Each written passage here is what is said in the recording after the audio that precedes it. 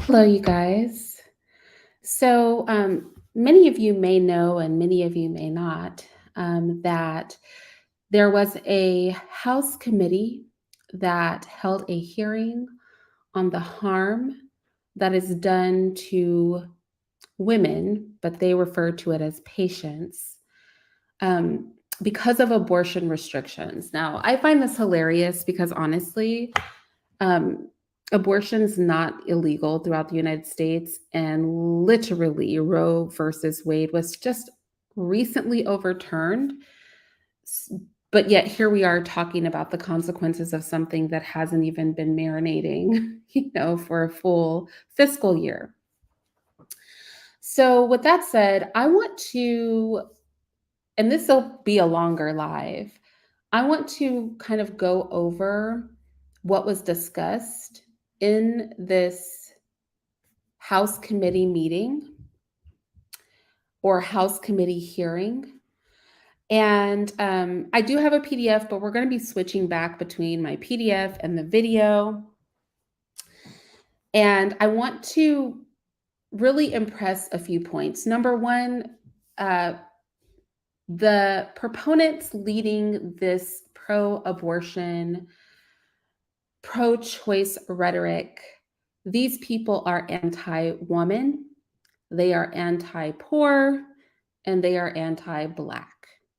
And I'm going to use their own words during this House committee hearing to prove that. They are anti-heterosexual, they are just anti, right? Let me go ahead and share my screen. Oh, hey, Sin.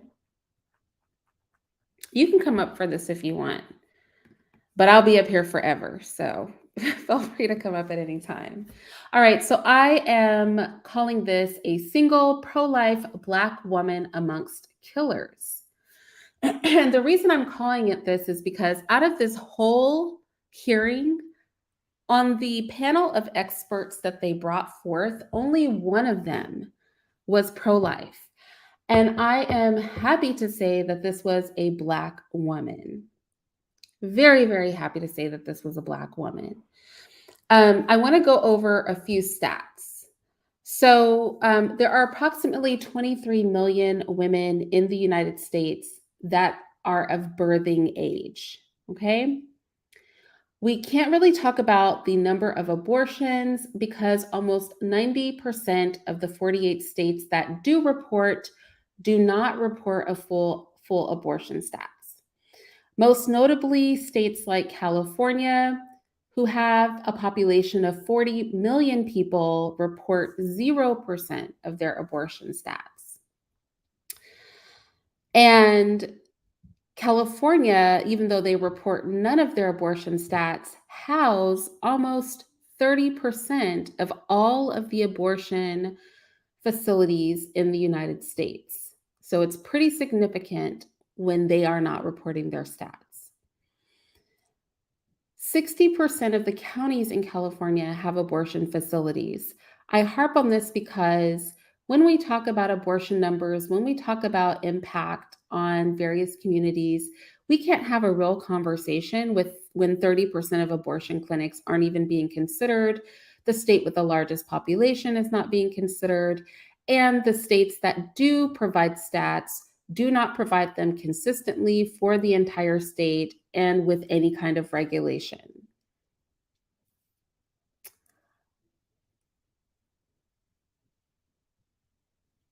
Rozzy, what is wrong with you? What do you have going on right now, Rozzy? Anyway,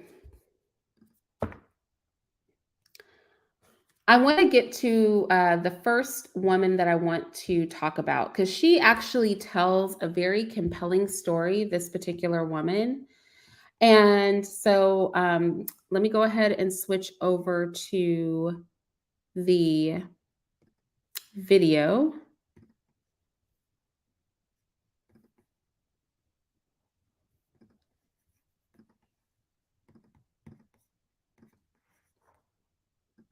Thank you, Chairwoman Maloney and members of the committee for inviting me to speak to you today. My name is Kelsey Lee, and I came from Pittsburgh to tell you about the abortion that I had 22 weeks into a very wanted pregnancy.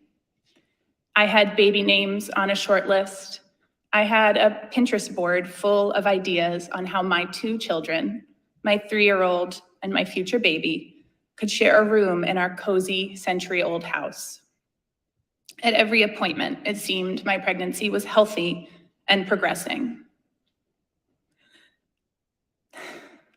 But when I saw him on ultrasound for the first time, at 20 weeks, 6 days into my pregnancy, what I saw was not compatible with life as I define it. Healthy, quality, free of suffering. So I want to just stop there. She says that her definition of viable is healthy, quality, and free of suffering. And this sounds very compelling while she snots and cries over why she killed her baby. But I want to be clear that the healthy, quality, and free of suffering is something that we're going to hear throughout this entire House committee hearing. And I don't know.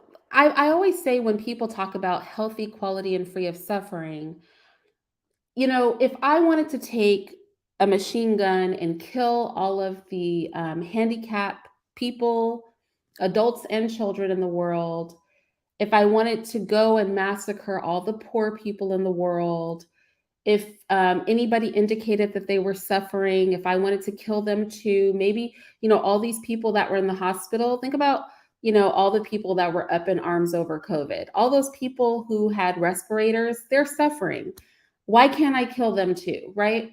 So I think it's interesting when we say healthy, quality, and free of suffering, because there are lots of people who are unhealthy, who are suffering, and who I may not feel their quality of life is that good. And, what I'm really saying is their lives, they're better off dead. Their lives don't have value. As somebody that has a sister who is disabled, as a person that comes from a family who adopts disabled people, I grew up alongside many people who were severely disabled. I have friends who have adopted several children that are disabled. I just really have an issue when people talk about healthy, quality, and free of suffering, as if people who suffer from severe disabilities or minor disabilities are somehow less valuable people and less worthy of life than an able-bodied person. I just think that that is incredible, but let her continue. He wasn't moving. His limbs and neck were deformed. His umbilical cord had a structural anomaly. If my pregnancy continued, he likely wouldn't have had the ability to swallow. He may not have been able to breathe, and his bones would have broken during delivery, no matter the method. So I did what I knew was right for my son, myself, and my family. I chose to end my pregnancy. I could not and would not carry my son for 4 more months to give birth to him, knowing his life would be filled with pain and suffering. And I also want to be clear that she's talking about aborting a 5-month-old baby. So she progressed 5 months into her pregnancy, and she's discussing killing a 5-month-old unborn child. I just want to put that in perspective. And I do see comments in the chat. Nicholas said, should someone be forced to take care of a disabled child? Well, you have people who have perfectly healthy children who choose not to take care of their children. So I don't know if a disabled child really makes a difference to a parent who doesn't want to take care of their kid. Should any parent be forced to take care of their children? I just think throwing the word disabled in front of child doesn't suddenly mean anything. That indicates that something is more or less valuable about taking care of a child based on the level of ability they have. So if you say, should someone be forced to care of a disabled child? I guess my question is, do we force people to take care of their healthy children? Because children are abandoned all the time. Parents decide that it's too much of a burden for them to take care of children who have no disabilities.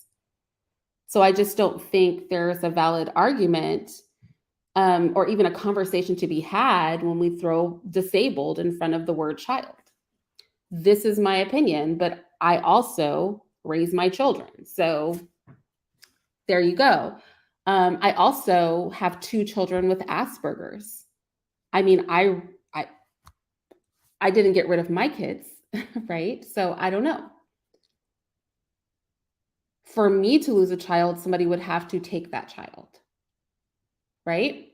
So I guess for me, I cannot sympathize with a disabled sister with, 2 children with Asperger's. I can't really sympathize with somebody not wanting to care for their children. But I do understand that people don't want to care for their children, whether they are healthy or disabled. Some people just find raising their own children a burden because it takes work, it takes away from you, it takes away from what you want to do, and it's difficult. Being a parent is not easy. And so whether a child is disabled or not, I do understand that some people simply don't want to raise their own kids. And I think that when a person gets pregnant, when a man or a woman decides to have sex, then what they recognize is that they can get pregnant and that there is no guarantee that their child will be healthy. And that is something that everybody who has sex should face. You as a woman might get pregnant. You as a man may get a woman pregnant, and there is no guarantee that your baby will be healthy. That is just what we like to call reality. And a lot of people, not saying you, Nicholas, but just in general, don't like to face reality.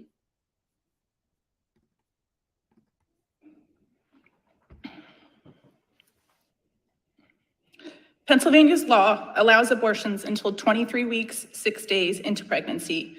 So I was able to access comprehensive, compassionate abortion care within the legal window at a hospital just 10 minutes from my home. Reality Strike said Irene should denounce Cynthia, who was far more direct than this woman. Well, Cynthia has said that she wouldn't get an abortion. So it doesn't make sense that I would denounce Cynthia for something that she said she would never do. She believes that women should have a choice, but she would never do it. So I don't understand. This woman actually killed her baby, so I'm not sure what you're trying to say. Also, the conversation is about the entire House committee hearing, and this woman chose to represent abortion rights at this committee. So I can comment on what she publicly is choosing to say as an advocate of abortion and as a woman who's had an abortion herself. Interestingly enough, what you're suggesting is that I condemn somebody or denounce somebody for something that they said they would not do. It doesn't make sense. But I strongly advise you go over to Cynthia's channel, and when she has her panels or her phone lines open, call in versus coming to my channel to whine about her.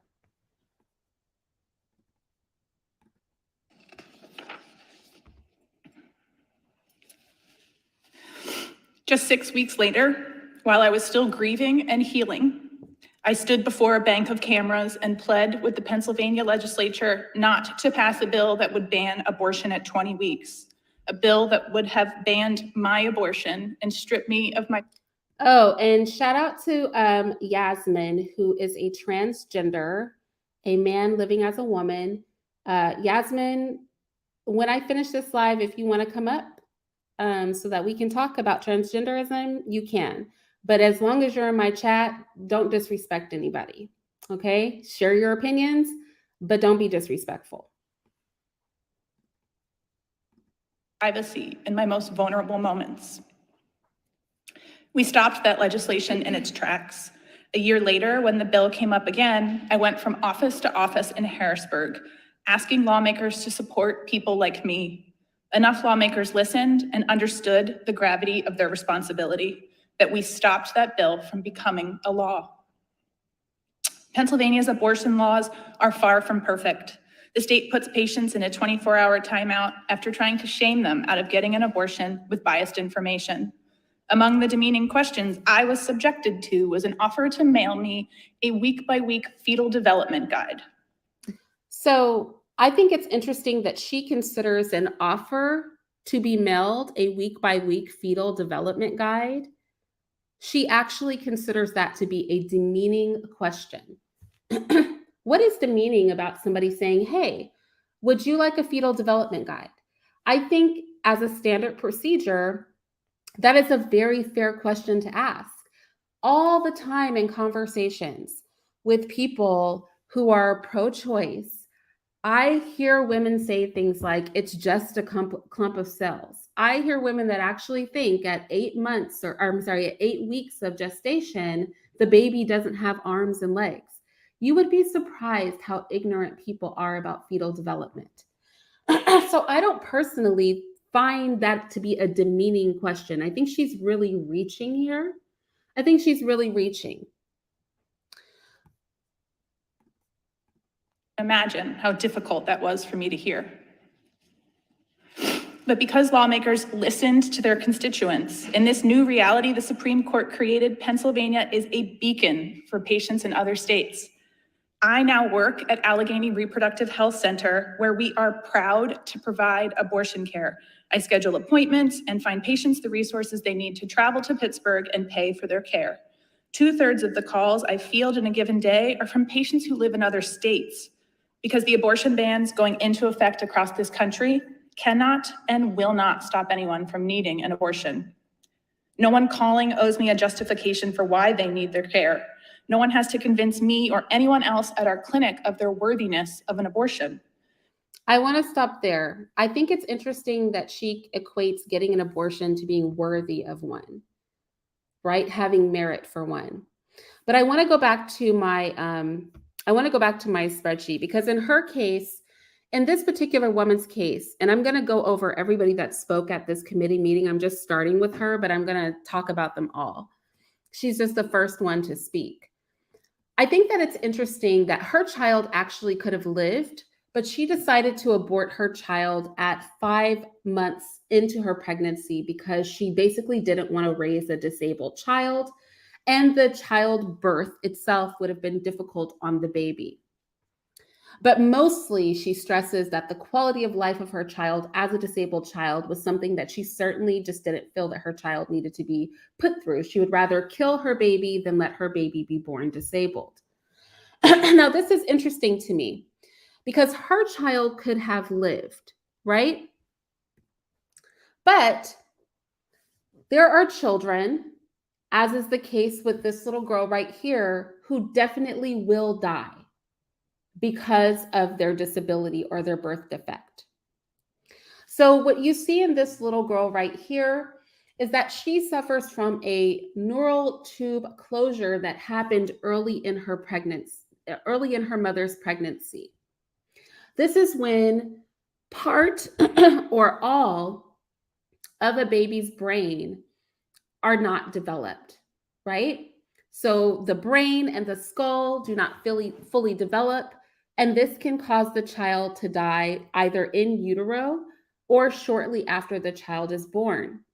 In this particular case, the little girl we see here, she lived to be 21 months old. There is a case of a child living a little bit longer, a child that lived up to 2.5 years. However, that child that lived for almost that 3 years, she did require, or I don't know if it was a he or a she because the child is called baby K, did require ventilator support toward the end of that 2.5 years. Now, this particular condition is preventable. It's preventable by taking prenatal vitamins because it's caused mostly by a folate deficiency, a deficiency in the vitamin B9. Diabetes contributes to this condition. Obesity in the mother contributes to this condition. And also women who early in their pregnancy are exposed to very, very high temperatures. So maybe they're getting in a hot tub. Maybe they're getting into a sauna. Maybe they have a high-grade fever. So these are all contributing factors. These children 100% of the time die. 100% of the time, children with this neural tube closure disorder, they die. They die either before childbirth or they die shortly after they are born, somewhere between their infancy and 2.5 years of life. If this woman had a child like this that was guaranteed to die, no person with this condition has ever survived past a couple of years of life, I would be more sympathetic. But even in this case, it's interesting, like right now, Mr. is out of town visiting his mother, who is nearing the end of her life. And she's very frail and she's very sick. Now, she will not live probably that much longer. But what if I decided right now to kill her? Because she's not going to live that long anyway, so I might as well just murder her now. What about you? You're going to die eventually. How about we kill you? Right? I just truly believe that people should be allowed to die, and that death should take its natural course. In the case of the woman we just listened to, her child could live. In the case of mothers whose children suffer rare conditions such as this, their child has no chance of living.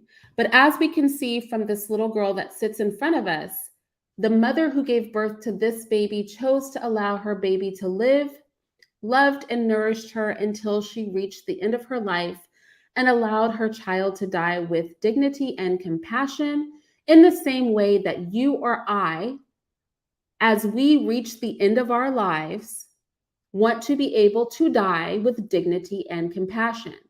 We do not want people to murder us because we are a burden.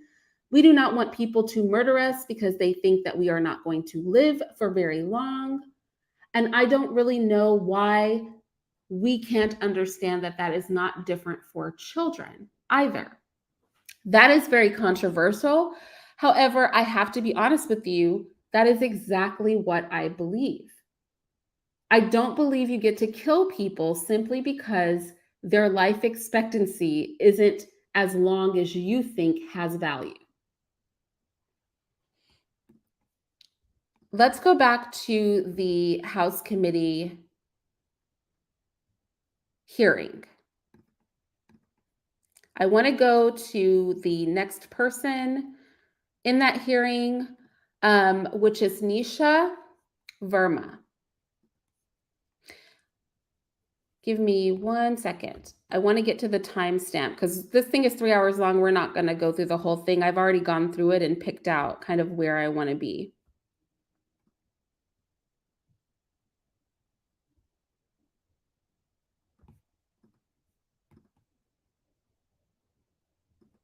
Organized.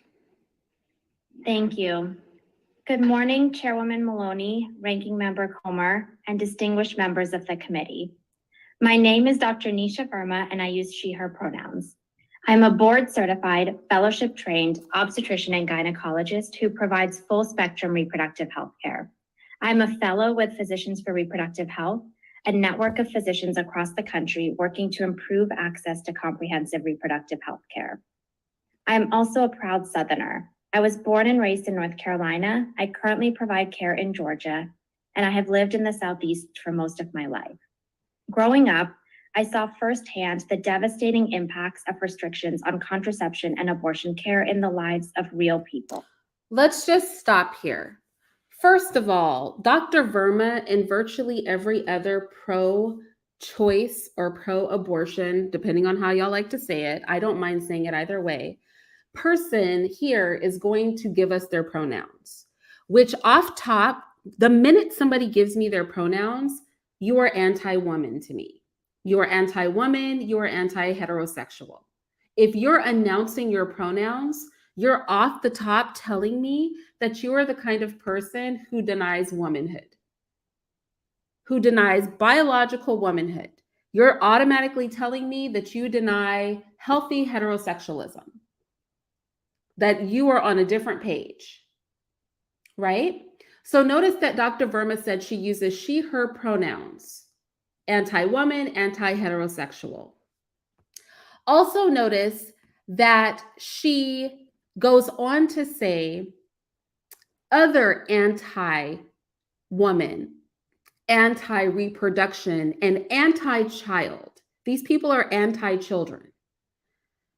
Statements.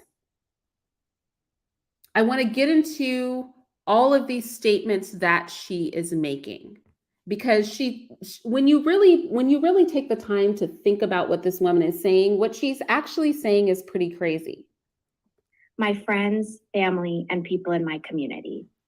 They are the reason I am here before you today. I became a doctor and OBGYN because of my drive to take care of people without judgment throughout the course of their lives, regardless of their healthcare needs. For me, that commitment includes talking people through their first pap smears, delivering their babies, and supporting them as they decide to continue or to end a pregnancy. Whether I'm caring for someone who is ready to build a family, already parenting, or focused on their education or career, all my patients have something in common. They are making thoughtful decisions about their health and well-being and deserve high-quality care, including abortion care, regardless of who they are or where they live. The Supreme Court's decision to overturn the constitutional right to abortion care has wreaked havoc across this country, as states, including Georgia, have enacted severe abortion bans and restrictions. Right now, I am terrified for my communities in Georgia, where most abortions have been banned very early in pregnancy at approximately 6 weeks. This is before some people know they are pregnant, and long before many of my patients receive diagnoses of dangerous medical conditions or fetal anomalies that complicate their pregnancies and endanger their health. Which this literally makes no sense. First of all, how are you terrified? How are you terrified that a woman may not be able to kill her unborn child? Think about that. Why is it terrifying? Why is it terrifying that an unborn child cannot get killed? Why would that terrify you? I can think of a lot of things that are terrifying, but even pro-choice people have to acknowledge that it is a bit extreme to say that it is terrifying that somebody cannot kill an unborn child. That's a very bizarre thing for her to say. Also, it's weird for her to say that abortion's banned from 6 weeks. And I'll tell you the reason that they're banning it from 6 weeks is because that is the first time that we, with our technology, are capable of hearing a fetal heartbeat. So the moment that our technology can detect a heartbeat is the moment that in her state, you can no longer get abortion. However, most women will not and cannot test positive for pregnancy until 8 weeks. So her rambling on about how there are consequences to women not being able to get abortion at 6 weeks makes no sense, because a pregnancy test won't even clock until around 8 weeks gestation. It's just weird. Because of a law that is not based in medicine or science, I am forced to turn away patients that I know how to care for. Imagine looking someone in the eye and saying, I have all the skills and the tools to help you, but our state's politicians have told me I can't. Imagine having to tell someone, you are sick, but not sick enough to receive care in our state based on our law's very narrow exceptions. As a doctor in Georgia, I am being forced to grapple with these impossible situations more and more. I think it's interesting that she I'm going to let her finish because there's a lot of things that she says that I have a problem with. Situations where the laws of my state directly violate the medical expertise I gained through years of training and the oath I took to provide the best care to my patients. So far, she said that she feels that if she has the tools to kill an unborn child, that it is cruel of her to tell a woman that she will not kill their unborn child. To wrap my mind around the fact that she just said this is I can't. So because you can kill an unborn child, it is cruel to the woman to tell her, I could kill your unborn baby, but I can't do it because the state won't allow me. That is cruel. But the actual killing of the child, that is not cruel. It's the telling the woman that you can't do it, even though technically you have the ability to. That is the cruel part. And that is why I said these people are anti-child. They're anti-child because you have to be anti-child to be able to believe that it's cruel to tell somebody you can't kill their baby in utero. Cruel, those are very strong words. She also goes on to say that she was brought up focusing on, she brought up that women should be able to focus on their career or their education. And she brings this up because many women do say career and, detriment to their career or inability to finish their education are reasons that they get abortions. But again, this is anti-woman and anti-child because honestly, what we should be looking at is not killing women's babies. We should be looking at supporting women so that they don't have to feel that it is a choice between their career or their education and their child's life. Think about that.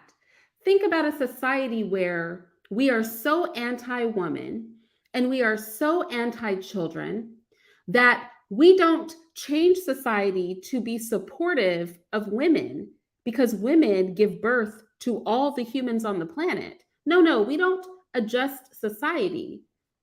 We don't adjust society to support women.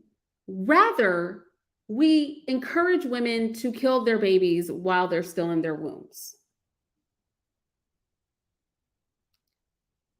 I think that's very interesting. That is very, very interesting. You don't think that that's very anti-woman and anti-child? That the conversation is not surrounding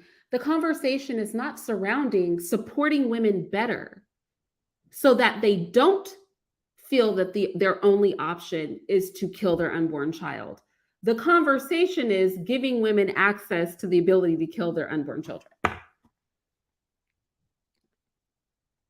I think that is very, very much hateful toward women. But like I said, these people, if you listen to them, they hate women. They hate children. They are not supporters of women and children. It's also a bit of a joke to me that she brings up her Hippocratic oath, right?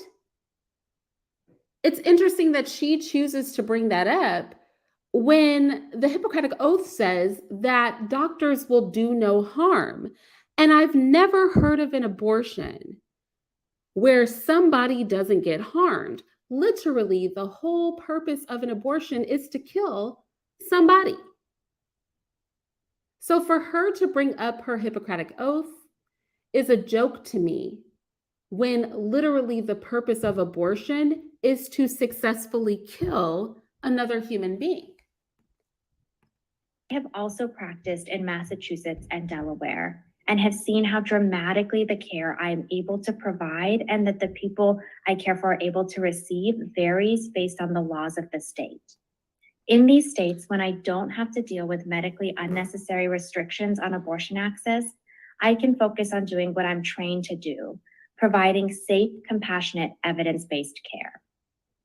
I understand that abortion care can. I also think it's interesting that she keeps referring to abortion as care. I'm going to skip over the rest of what she has to say, but I think it's interesting she keeps referring to abortion as care.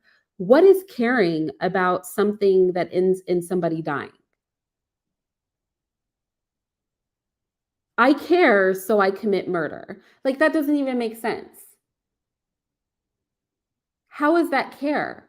And I also think it's interesting that throughout this whole thing, everybody keeps talking about women being forced to be pregnant, but nobody talks about chastity. Because when you are engaging in consensual sex, pregnancy could be a result of that. But nobody talks about chastity. Everybody just keeps talking about abortion, abortion, abortion. Nobody talks about supporting women better. Everybody just keeps talking about abortion, abortion, abortion.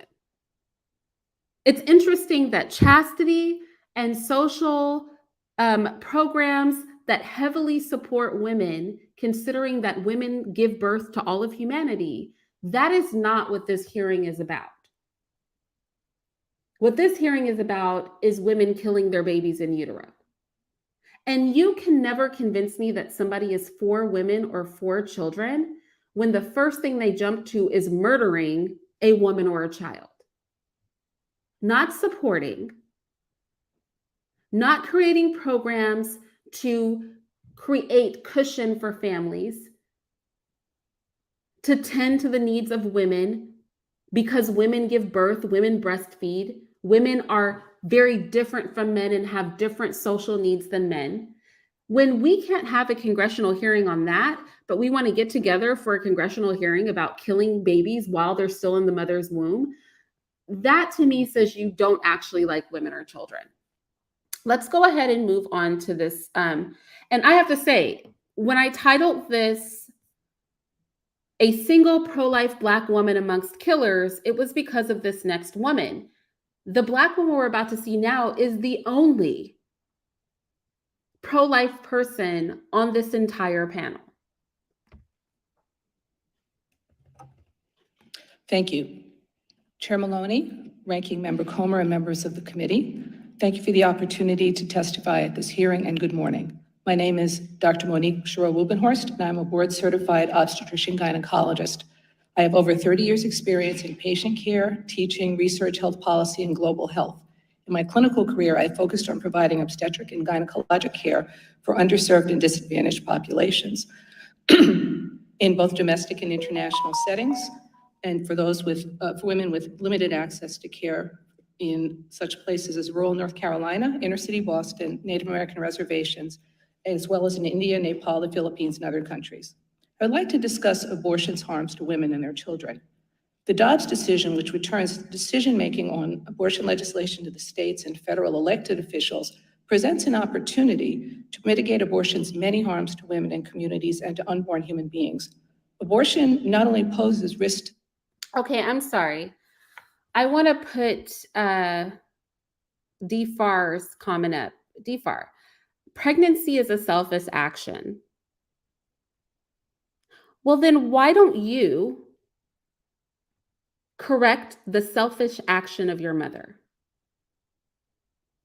Since pregnancy is such a selfish action and you are the result of pregnancy, do you feel the need to correct the selfish action of your own mother?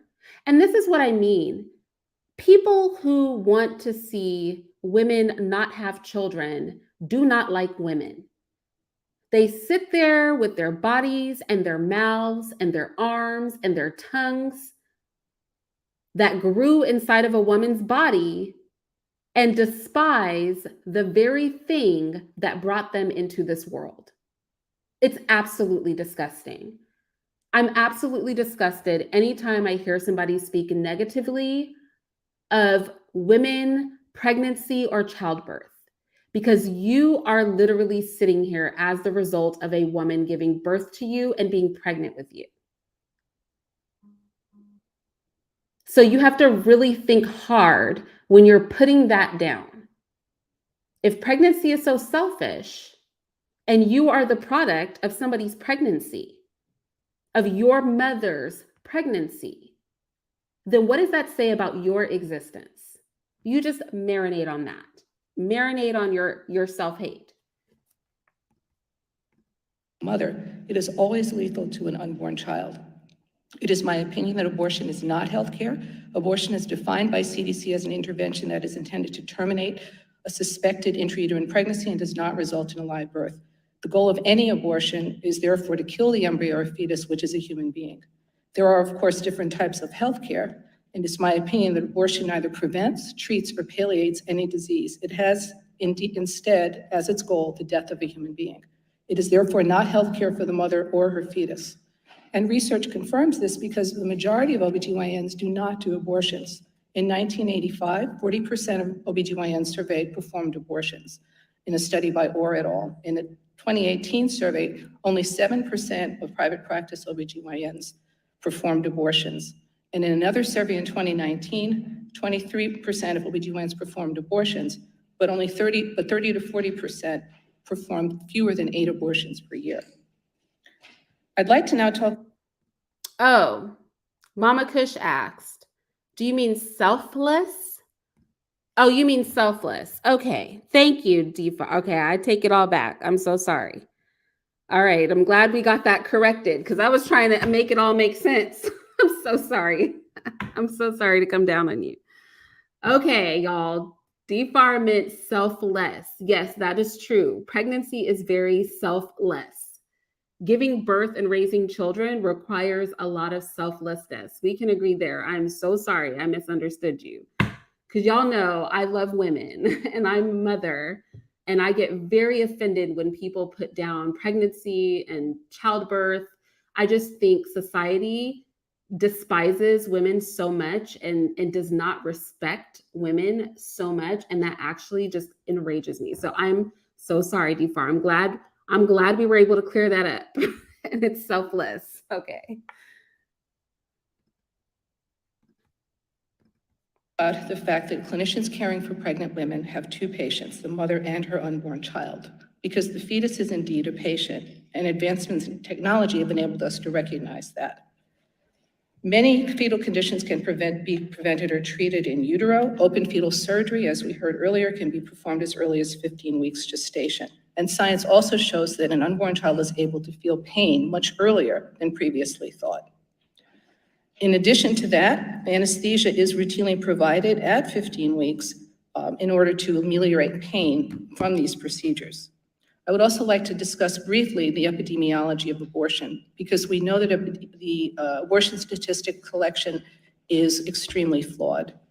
And in 2019, in fact, reporting to the CDC's abortion surveillance report stated that because reporting to CDC is voluntary and reporting requirements vary, CDC is unable to report the total number of abortions performed in the United States. And this problem is not just limited to the number of abortions, but also to abortion complications. For many years, there's been an assertion that abortion is safer than childbirth, and this has been used to defend the right to abortion. Because of the incompleteness of data, it is not possible to make this assertion with any certainty. Indeed, I want to stop there and I want to go back to my spreadsheet because I think that this is really important. She's making a lot of really good points, and I'm so glad that the one pro-life person on this panel was a Black woman.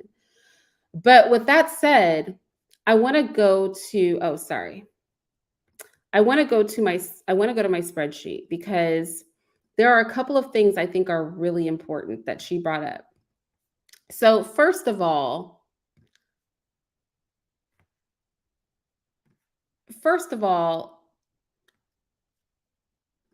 about 700 women per year at the last count actually died from pregnancy-related or delivery complications. And this includes women who died within a few months of giving birth. So not just women who died while pregnant or when giving birth, but also women who died within a few months of giving birth. 700 in a country that has a population like ours. 700. And this is really important because as we go through this congressional hearing, what you're going to find is people are going to keep quoting the stat of Black women die 3 times more from pregnancy. Black women are more likely to die 3 times more. Black female mortality rates in pregnancy are 3 times higher. And I'm going to touch on that 3 times higher stat. Let me be very clear that in America, almost never does a woman die because she's pregnant or gives birth. It almost never happens in this country. And I do mean almost never. 700 women at the last count. According to the CDC, 700 women of all races, every single race in this country, only 700 women actually died from pregnancy or childbirth-related complications. And this includes dying within a few months after pregnancy. There is not some crazy epidemic of women of any color, no less Black women, dying from pregnancy and childbirth. It is simply not anything that is happening. It is really, really important to say that. Also, Black women make up 40% of all abortions. 40%. We are one of the least populous we are one of the least represented of the female populace, and we make up 40% of all abortions. We also make up 1/3 of late trimester abortions. You know, those abortions where you could really give birth and have a living baby that's capable of surviving. We make up 1/3 of those abortions. So I'm going to keep hitting on that stat, 700 women, because over and over again, they're going to throw Black women out on the table as if we're just like dying every time we pop a baby out of our vages. When the reality is, yes, the rate is 3 times higher, but if only 700 women in all of the United States died from childbirth, pregnancy, or related complications, what percentage of that do you think were Black women? How many Black women? And is that literally a health crisis? Now, you guys know, I had, Sheila up here. Sheila is a breast cancer patient, and I talked so much about how it angered me that you can have a transgender chop her breasts off, but a woman with breast cancer had to fight to get life-saving care.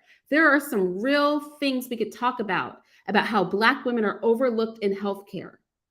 But for people to keep throwing us out on the table as if we can't actually give birth to Black children, we can't give birth to our own babies without dropping dead, that is a lie and a falsity.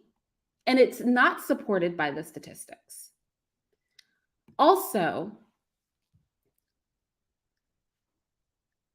I'm glad that she mentioned that the only purpose of abortion is to kill the baby. That's the purpose.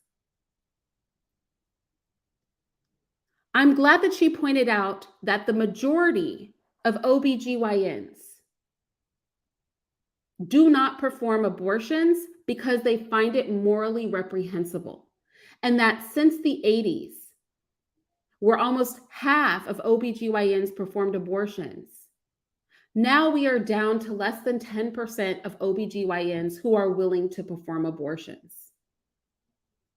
Because morally and ethically, they realize that it is wrong. Also, it's interesting that now that, and this is what the picture shows, we can actually perform surgery on babies while they are in the womb. Many concerns that parents have about disabled children, many of those concerns can be addressed with pre-birth surgery. And we know that these babies feel pain because when these surgeries are performed, we give them anesthesia. However, anybody that has seen the silent scream, and I believe that baby was around 10 weeks gestation, if you saw that 10-week-old gestated baby running from an abortion, in that ultrasound assisted abortion, many of us would argue that babies can feel pain far earlier than that.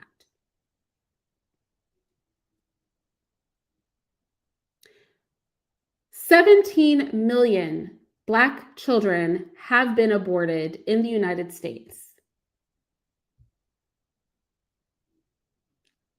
That is a number that should be problematic for all of us. And the fact that I bring this up is not just because I'm a Black woman and many of you are Black women.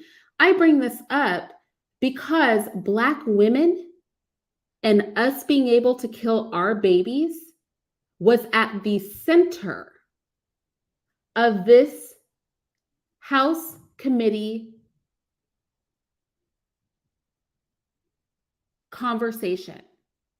It was at the center, the absolute center of this House committee hearing. Over and over again, they are going to bring up Black women.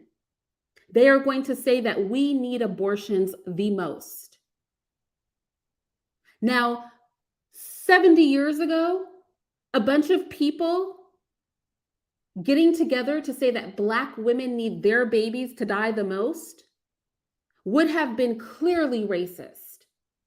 However, the only person that thinks it's racist on this entire panel is the woman that we are listening to now. Nobody else on this panel thinks that it is racist for them to sit up there and say that more than any other woman, Black women need access to abortions. And I'm so glad that she is making the point of the racism that is so very clear in making these statements repeatedly. There are some studies that suggest that abortion-related mortality is equal to or almost equal to maternal mortality when abortion is conducted at later gestational ages. I'd like to briefly mention that the fetal heartbeat is an important. So Amy said, how many Hispanic and Asian women are having abortions if Black women make up 40%? Are the Hispanics counted as white? No. When they say Black women, they're talking about Black non-Hispanic women. So Hispanic women are broken up into white Hispanic and Black Hispanic. And the Asian stats, I didn't even bother to look at them. They make up such a small percentage of the population. But keep in mind, disproportionately based on our population size, the fact that Black women make up 40% of abortions is highly problematic because our population is so small, right? The Black population is so small. The Black population that is women is even smaller. And the Black population that is female and of childbearing age is minuscule. So when you think of that, then we should not be having abortions at the tune of 40% of all abortions. That is very disturbing. Measure and a useful measure of fetal health. In my experience, physicians use ultrasound to detect it, and the fetal heart develops over the course of gestation with the heartbeat being able to be detected sometimes as early as 6 weeks, but often later. But the point that I would like to make is that the heartbeat is there whether we detect it or not. We are simply observing it, and observing the heartbeat is an important part of assessing fetal health. Studies show that the presence of a heartbeat at 10 weeks is associated with a greater than 90% likelihood that that pregnancy will carry to term. I'd like to close by briefly discussing racial disparities. Since Roe v. Wade, an estimated 17 million unborn African Americans have been aborted in the United States. That's more than the populations of the countries of Senegal and Cambodia. Those abortions mean not only the deaths of the 17 million Black people who were aborted, but all of their families and descendants. In addition, there are substantial racial disparities in abortion and its complications. Black women undergo 38% of abortions, even though we comprise only 12 to 14% of the total population. And these statistics are likely underestimates. More than 1/3 of second trimester abortions are performed in Black women. And it seems to me to be difficult to reconcile the fact that Black women have the highest rates of maternal mortality and the highest rates of abortion at the same time. Both cannot be true. Yeah, because the argument that people that are pro-abortion make is that abortion lessens maternal mortality. But what she is saying is if abortion lessens maternal mortality, then it cannot be true that Black women both have the most abortions and have the highest mortality rate when pregnant. Both things cannot be true. And I think that's a very good point. I want to move on to Kumar, who's another one of these freaks that wants to give us his pronouns when he starts off. Thank you very much. Thank you. Dr. Kumar, you're now recognized for 5 minutes. Thank you. Chairwoman Maloney, Representative Comer, thank you for the opportunity to. You need your microphone. Your microphone. Chairwoman Maloney, Representative Comer, thank you for the opportunity to appear before the committee today. My name is Dr. Bhavik Kumar, and I use he, him pronouns. I grew up in Corsicana, Texas, where my family moved when I was 10. This is that pronoun thing again, the he, him pronouns. Like I said, when it comes to pronouns, the minute somebody gives pronouns, I know that they are anti-woman, they are anti-heterosexual, and they are anti-reproduction. The fact that he's giving his pronouns tells us everything. But I also want to say something else about this man. As you are listening to him, you should know that he is an abortion doctor. He does not tell us how many babies he has killed, but do understand that he is here fighting for his pocketbook. He performs abortions in Texas, and because Texas has had the liberty to change their laws, his bag has been stopped. So he is coming here a little bit bothered by the fact that his money is funny. Just keep that in mind while this man talks. I know what it's like to be undocumented, a person of color, gay, and governed by white supremacist laws that burden our families and communities. He also wants us to know that once upon a time, he was an illegal alien. Okay, so this man is an abortion doctor who was once an illegal alien. He's a homosexual, and he wants us to know that he knows what it's like to live under white supremacy. Funnily enough, if I were to believe in white supremacy, which I don't, I would say that killing babies of mostly non-white people would exemplify white supremacy. But let's let the abortion doctor tell us why it's literally not the case. I decided to become a doctor because I believe that everyone deserves quality health care. As I've provided abortion care in Texas for over 7 years, I've witnessed the steady erosion of our rights and freedoms at the hands of anti-abortion politicians. On September 1st, 2021, SB 8 banned abortion in Texas at about 6 weeks, before many people even know they're pregnant. Less than a year later, the Supreme Court overturned Roe v. Wade, allowing states like Texas to completely outlaw abortion. At this moment, America is effectively two countries, one where people can control their own bodies, and another where politicians have decided for them. I've met, sat with, and cared for thousands of people who know it's not the right time for them to be pregnant. Unlike the people who pass. I want you to really listen to his words, okay? Please listen to his words. He has been performing abortions for 7 years. 7 years. He is an abortion doctor. He works for Planned Parenthood. He has been performing abortions for 7 years straight. By his own word.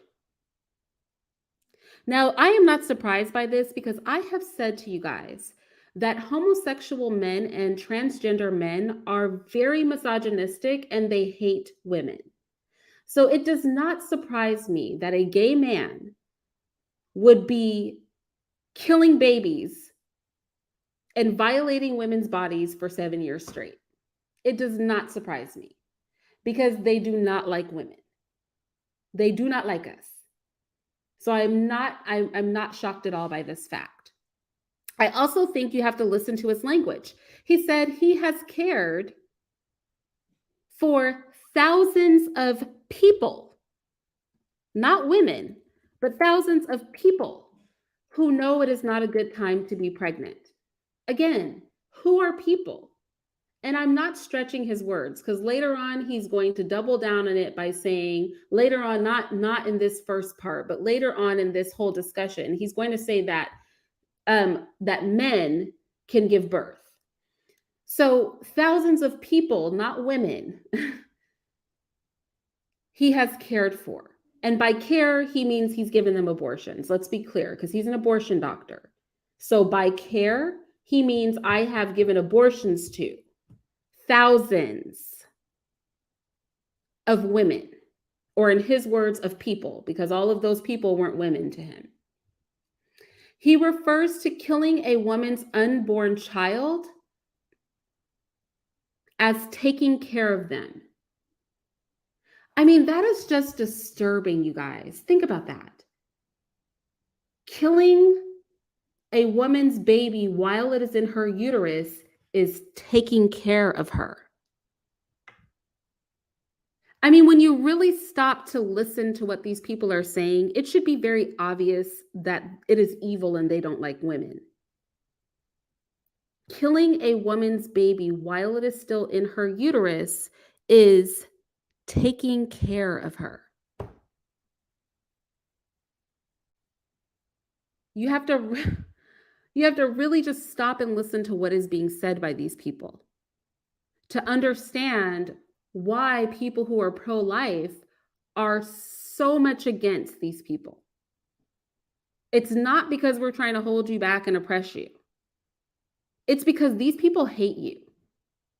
And many women and many men are too blind to see it, but mostly women, because this abortion happens to women's bodies. It doesn't happen to anybody else's body but a woman and the child that is inside of her, right? The child is aborted and killed. The woman's body goes through the abortion.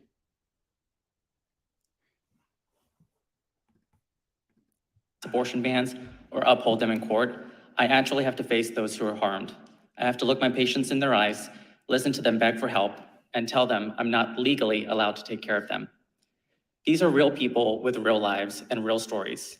It's an honor and a privilege to hear them. As lawmakers, it's your obligation to reckon with the devastating consequences of abortion bans for my patients and your constituents. It's your duty to hear their stories too. Before Roe was overturned, when we were still providing abortion care under SB 8, I saw a patient who was afraid her abusive partner would find out she was pregnant. She was sure she'd made it to the clinic in time to get an abortion. She hadn't. She barely made it to the clinic that day without her partner finding out. Going out of state was unthinkable. She sobbed so loudly, people could hear her in the waiting room. I can't do this. I'm going to do it, but I can't. I can't with him, right? So he brings up this story, right? He says that restricting or denying the right for him, because he's talking about himself, because he's the one that's in Texas and he can't get at his bag anymore. Preventing him from killing a woman's child while it is still in her uterus has devastating consequences.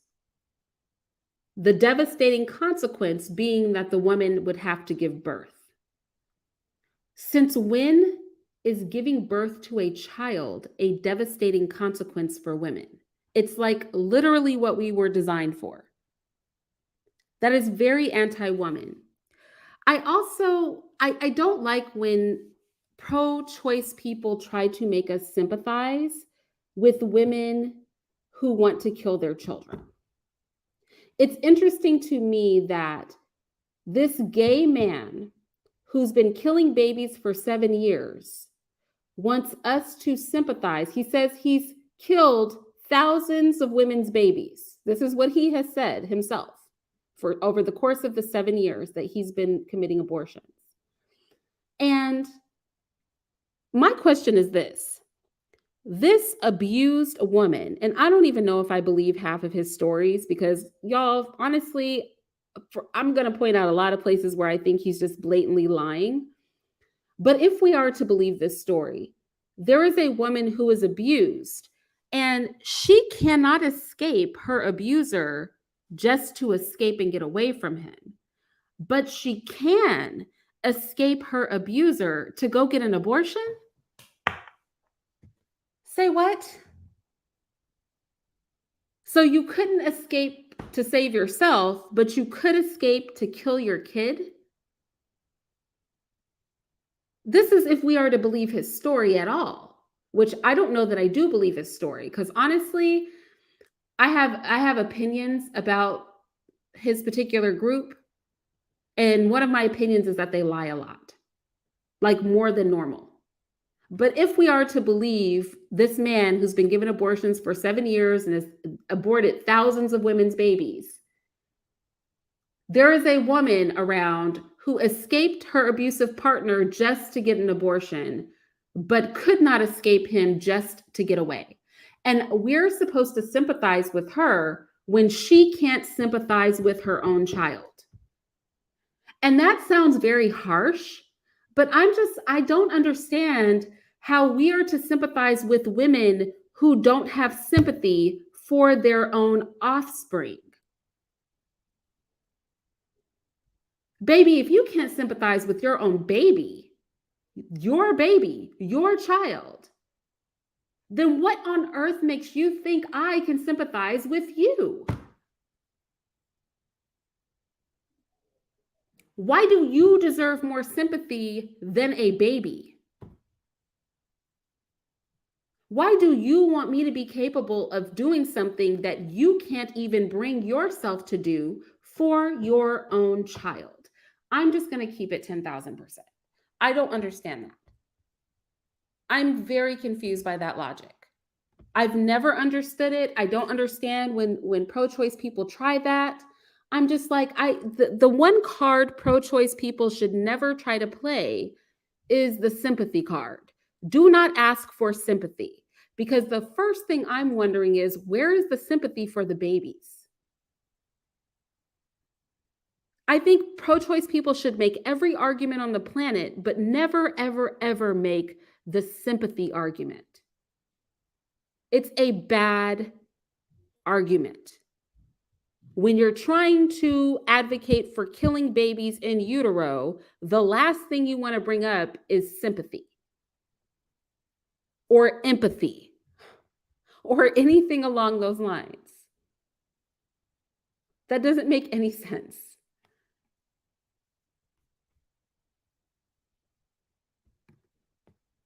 Well, Crystal, I'm very much pro self-control too. I am on board with you with that part, for sure.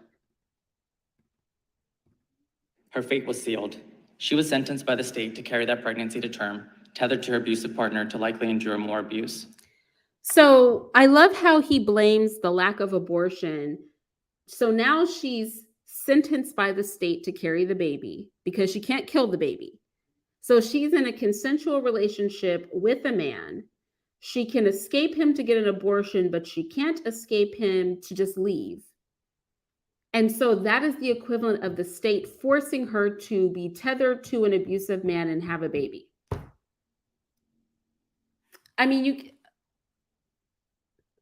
I personally beg to differ, but you guys let me know what you think. These stories are endless. Rape, incest, young girls still learning about their bodies, others juggling multiple jobs and kids, college students with their whole lives ahead of them, trans folks who thought they couldn't get pregnant, people with wanted pregnancies where something went gravely wrong, people extremely sick from pregnancy who came in clutching IV poles. This fool said people came into his abortion clinic clutching IV poles. Okay, let me go back to my spreadsheet. That was the point where I knew he was a liar. When he said people walked into the abortion clinic clutching IV poles, I knew that he was a liar. It was at that point that I was pretty positive Mr. Kumar, abortion doctor of 7 years, treated thousands of women, meaning that he killed thousands of babies. I knew he was a liar because, first of all, you're demonic, sir. Because most abortion doctors get burnt out fairly quickly, because not only do they have to kill the babies, They have to count the body parts of the babies, and they have to do it. Nobody else can do it for them. And that really causes a high turnover of abortion doctors. This is why most OBGYNs do not perform abortions. Right? But this is interesting to me. Let's go through the people that he claims are getting abortions. Here's the list of people. He said people, women who have suffered from rape. He said people, but they are women who have suffered from rape. So rape makes up 1% of abortions. He said people, meaning women, who suffer incest. That makes up 0.5% of abortions. He said young girls still learning about their bodies. My question is, does a young girl that comes in pregnant need an abortion? Or do her parents, who clearly don't know how to supervise their child, need to be corrected? Do we as a society need to be holding parents more accountable for actually raising and being responsible for their children? Like, where are the parents that a young girl could even be in a position to be having sex to get pregnant? Where is the breakdown in parental supervision is the question. So not addressing parental supervision, not addressing proper education about reproduction to children who are reaching puberty, not healthy reproductive conversations, but killing babies is the answer to young girls still learning about their bodies getting pregnant. He goes on to say that women with jobs and women with other children and college students, they all need to be able to have their babies killed too. Not that we should provide better support for women, but that we should give women abortions. Because clearly the more logical of the two is to give women abortions, to kill babies in the womb. Supporting women, that would be too much like right. Better we shed some blood, right? Because nobody wants to spend dollars to support women, but we will give dollars to kill their babies. Nobody wants to fight for laws that support women and their children, but we will pass laws so that they can kill their babies. Because abortion is inherently an anti-woman and anti-child and anti-reproduction. It literally is anti-reproduction because you're literally killing, as they like to call it, the product of conception. He goes on to say that he has had to give abortions to women who think they are men. So you have women who consider themselves transgender. These women think they're men. They engage in heterosexual sex. And because their delusion is so deep, they think they can't get pregnant. And so he goes in and he kills their babies for them. He said he kills the babies of women who want their babies, but he ends up needing to kill them anyway. And then the thing that I knew he was lying about, because come on, bruh, for real. He said he has had women who are clutching IV poles come into the abortion clinic for abortions. Now, let's just keep it 1,000%. In what situation ever have you seen somebody with an IV needle stuck in their arm and an IV pole be allowed to leave the hospital unsupervised? First of all, how are they getting into a car? This is why you know he's a liar. If you are attached to a whole IV pole, how do you get in a car to drive to an abortion clinic? Do you collapse the pole? Because the IV has to be held higher. Do you collapse the pole and hold the IV bag in your arm? Like, sir, at least make your lies believable. You know darn well no woman has come, not just one woman, he said multiple women. He knows darn well multiple women have not come into his abortion clinic clutching an IV pole, asking for an abortion.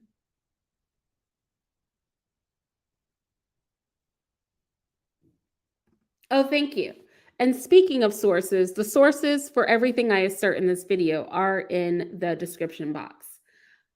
But not not clutching the IV pole.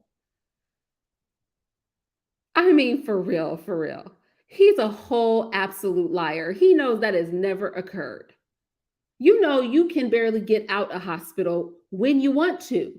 They basically hold you hostage when you go to the hospital. They certainly aren't going to let you even leave the floor with an IV pole, no less the whole building so you can go get an abortion. Are people tapping their own IVs at home? Do people have their own saline solutions and needles and IV bags and IV poles, and they're tapping their IVs at the house and then driving to the clinic? I want to know under what circumstances these multiple women clutching their IV poles came into his abortion clinic. This is exactly what I mean about, like, these people are full of crap. I mean, really what he is saying, to summarize what he's really saying, is I have been performing abortions at Planned Parenthood for 7 years in Texas, and Texas has stopped my bag. And I will say anything and everything I have to say to get my money. He wants his money. He also recognizes that he can't sneak and give abortions because Texas will put him in jail, which is where he belongs.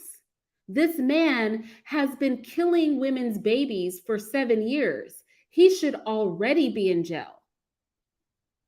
Heck, I say let's bring stoning back. Can we pass a law where stoning people to death is a thing? Because if anybody ever needed to be stoned to death, it is the gay guy that's been killing babies for 7 years straight. Out of the whole conversation, out of this entire House committee hearing, this guy is like my least favorite guy. I legitimately do not like him. He just rubs me. Maybe I just have a problem with people that have just killed thousands of babies. I don't know. I highly doubt that he is a good person. There's no way that you could be killing that many babies and still be a decent human being. There's no way at all. But he says something else, and this had me on the floor too. It wasn't just the IV pole situation. The other thing that had me on the floor that he said was this. Listen to this. And on and on and on.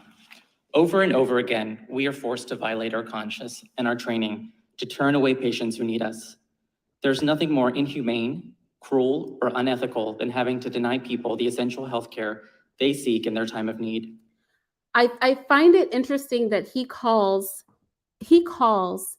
not killing a woman's baby in her womb, he calls that inhumane. Y'all, you cannot make this up. He is saying that it is actually inhumane to not kill a woman's baby while it is in her womb. I never thought I would see the day.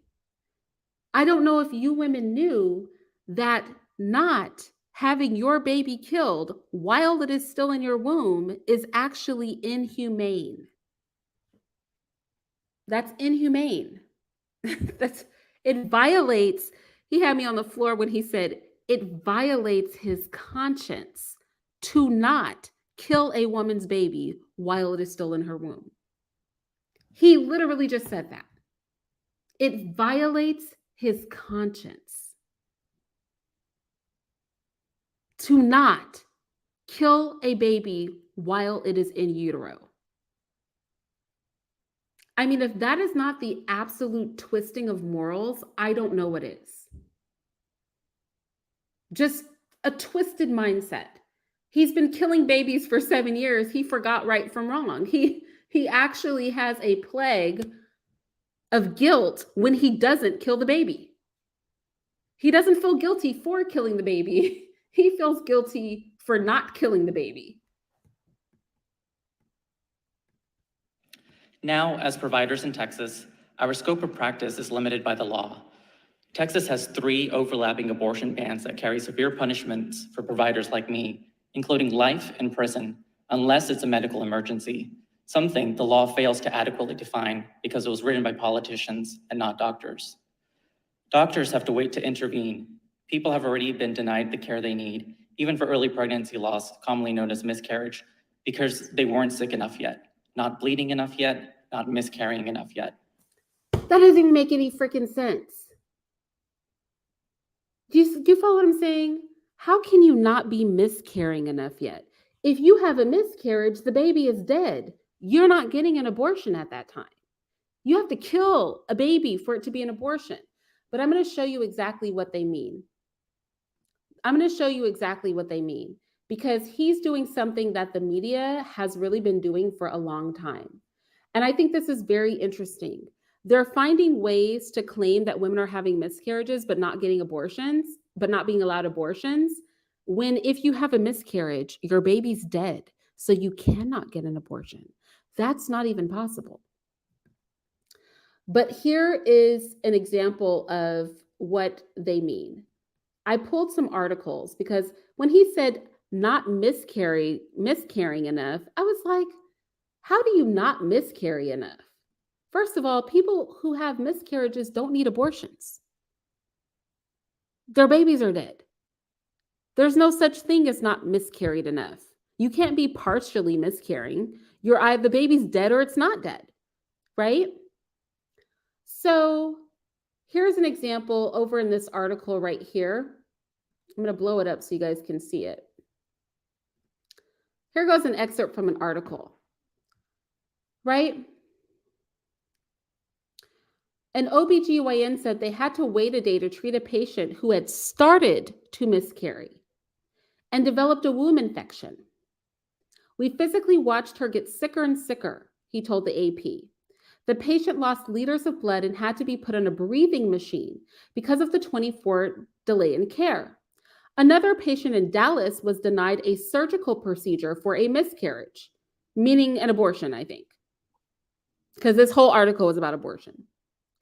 And a Texas woman was told by CNN she had to carry her dead fetus for 2 weeks until she could find an OBGYN to remove it. A recent study also reported that 28 women with dangerous pregnancies at 2 Texas hospitals faced delays for care because fetal cardiac activity, meaning a heartbeat, was detected. So they couldn't get an abortion because the baby was alive. Here's something else. This is doctors that are playing games. These doctors are playing games because if the baby's dead, there can't be an abortion. Here's another story that they threw on the table. I thought that this was interesting. And I'm going to tell you guys in a minute why I don't really sympathize with these stories. All right. 3 days after the Supreme Court overturned Roe versus Wade, Melissa Jansen's water broke.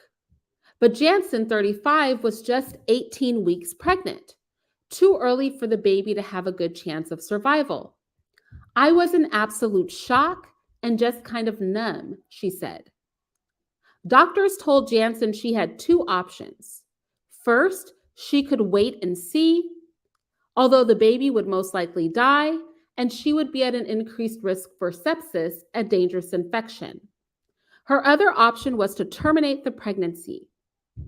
But Jansen lives in Wisconsin, which immediately banned nearly all abortions once Roe was overturned in late June. It was just mind-blowing, she said. I couldn't believe this was happening, and this was me. Jansen wanted to terminate because she claims that she was already showing symptoms of infection, including a low-grade fever and tenderness in her belly. The baby's heart rate was becoming elevated, but basically she couldn't get the abortion, right? She couldn't get the abortion. She had to go home or wait for her to have a full-blown infection.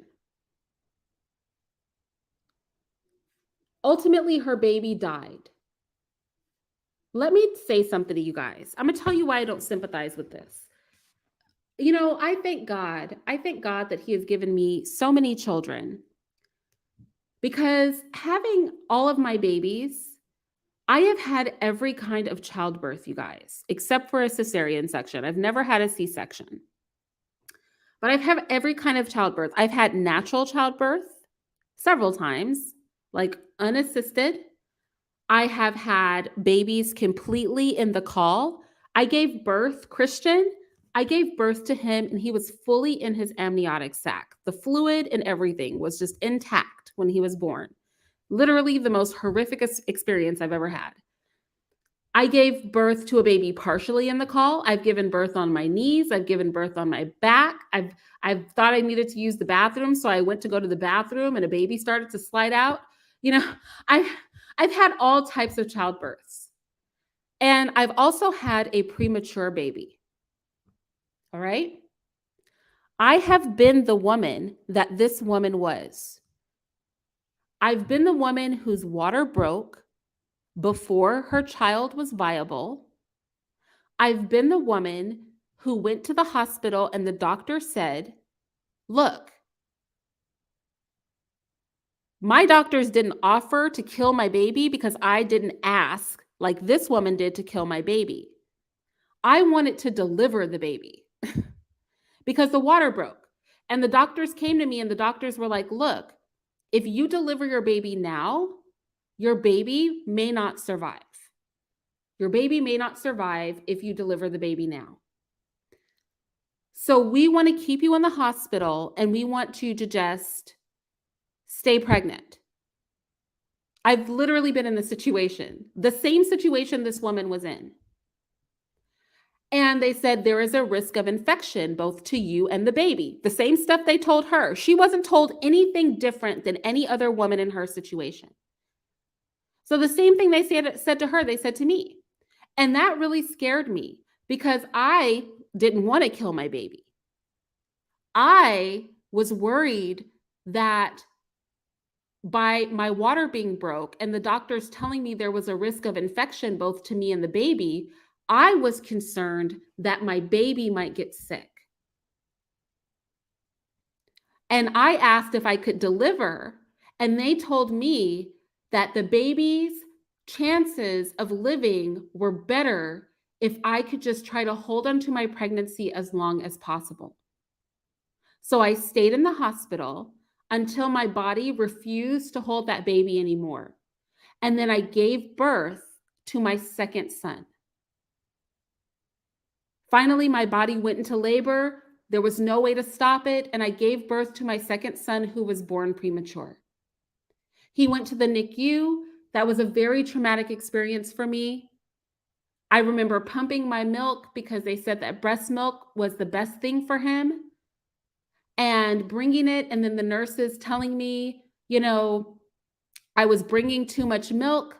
And because I was already very depressed from being in the hospital and having a baby in the NICU, and then the nurses basically telling me I was bringing too much milk, having no support as a woman, I stopped pumping my milk. And by the time my baby came out from the NICU, my milk was all dried up and I had to formula feed. It was this horrible situation. And you know what I learned in that situation is that we need to support women better. I did not learn that we should let women kill their babies. I learned that nurses need to learn to be more compassionate. That if I was a mother that was coming to the NICU every day and bringing milk for my baby, instead of telling me that I had too much milk in their refrigerator, what they should have done is asked if I was willing to donate that milk to another baby in the NICU whose mother couldn't breastfeed, or if I wanted to donate my milk to a bank. What I should have had was the support of the staff, the support of my community as I went through the difficult time of carrying a baby in a pregnancy that was in danger. I don't have sympathy for this woman because I was in a similar situation and I didn't want to kill my baby. I don't feel bad for her that she had to make the same decision that I made, and that she was not in a state where they would let her just kill that baby. The reality is, when you are pregnant, things can go wrong, and there is no guarantee that you will deliver a healthy baby. There is no guarantee your baby will not end up at the NICU. And as women, we need to understand that the risks of creating new life are part of womanhood. And they are not something that we need to run from. She could have chosen to stay in the hospital and let them treat her in the same way that I chose, even though it was scary, even though I was worried about infection for me, but mostly infection for my baby. And let God do his work. And if that baby passed, that baby passed. And you mourn the loss of your child, as so many other mothers have mourned the loss of their children, both born and unborn. But these kinds of stories, it is disgusting to try to use them to prove a case for killing a child while it is still in the mother's womb. That makes absolutely no sense whatsoever. Oh, Yasmin, when I finish with this commentary, we can talk if you're around. Come back in about 45 minutes and I'll probably be done and I'll let you up. Right? Now, this is my personal opinion. Like I said, I thank God that I have had so many kinds of births. I would be the first person to offer to doula for a woman, because there's almost no situation a woman can face in pregnancy that I have not been through.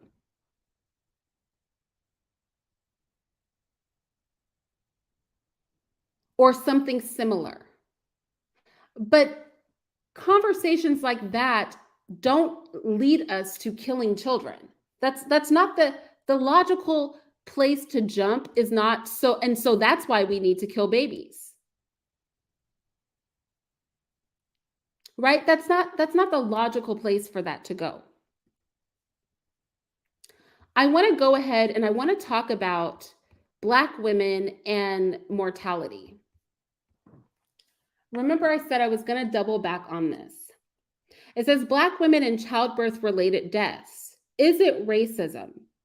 So I want to reiterate that according to the CDC, only 700 women of any race and every race actually die because of pregnancy or delivery-related complications. There is not an epidemic of Black women dying from childbirth. 700 women die from pregnancy or childbirth-related complications, including deaths that happen a few months after the child is born. In contrast to that 700 number, in 2021, 43,000 people died from car accidents. If even half of those people were women, that would have been 20,000 women. A woman is more likely to die from a car accident than she is to die in childbirth. By 57 times. A woman is 57 times more likely to die in a car accident than she is to die from childbirth or from pregnancy-related complications. A Black woman is 57 times more likely to get a Brazilian butt lift than she is to die from pregnancy complications. I just really want to put this in perspective. You are more likely to get a BBL or die while you're driving to the store than you are during 9 months of pregnancy and your labor and delivery. Think about that. Preeclampsia is the leading cause of death in women who do die because of pregnancy-related complications or birth-related complications.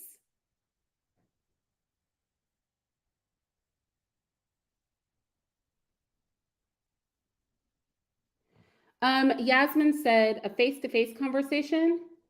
I mean, you can turn your camera on.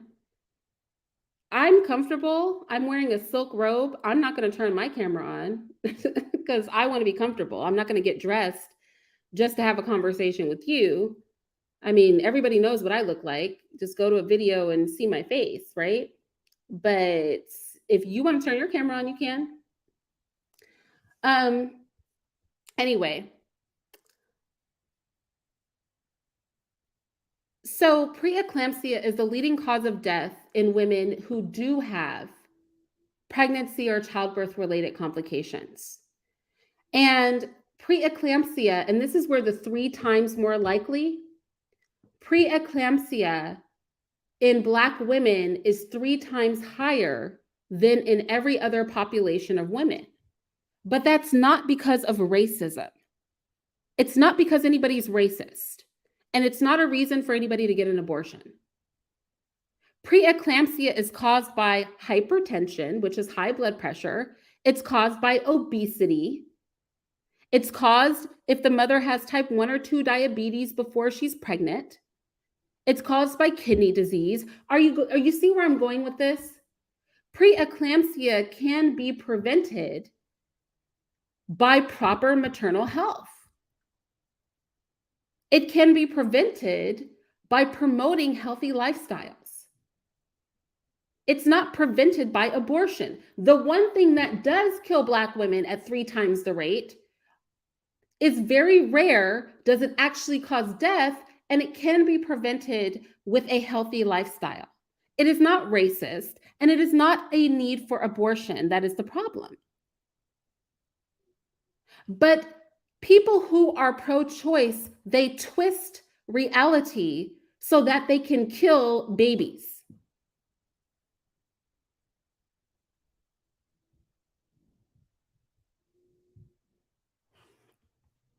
Oh, well, I'm not worried about that.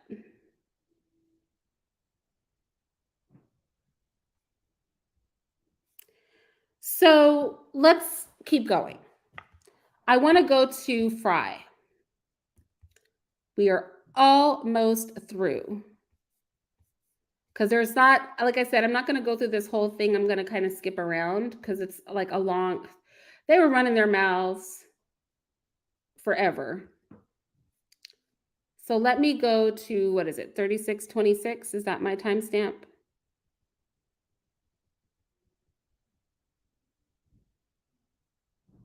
Okay. All right.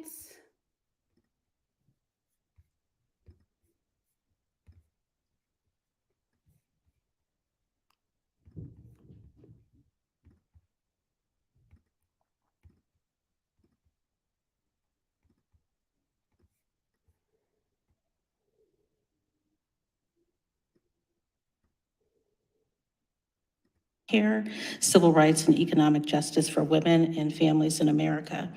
Our mission is to help ensure that women and people of all genders live.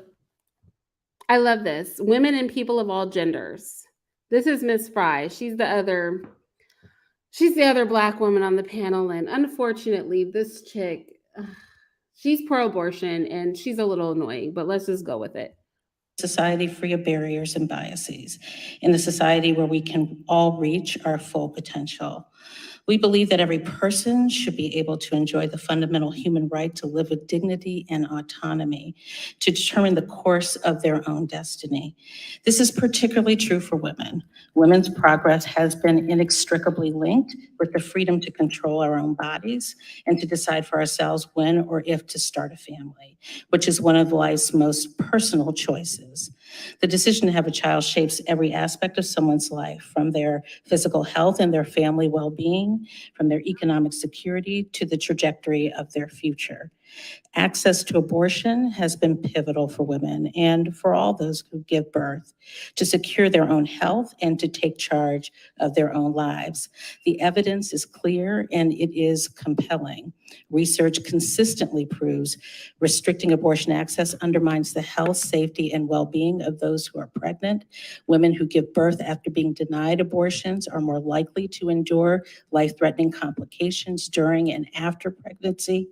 America has already the dubious distinction of one of the worst records on maternal health in the developed world. A national abortion ban could increase our maternal mortality rate by as high as 24%. The dangers are especially acute for Black and Indigenous women. Black women are 3 times more likely to die during pregnancy or childbirth than. And I told you, they love to throw this 3 times more likely to die thing around. But I just went over the statistics for that. 700 pregnancy-related deaths or from pregnancy or childbirth-related deaths of all races of women per year. That is the average.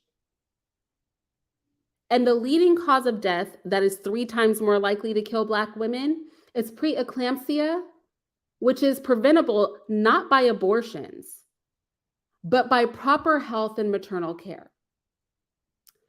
Also, I want to touch on some other things she said.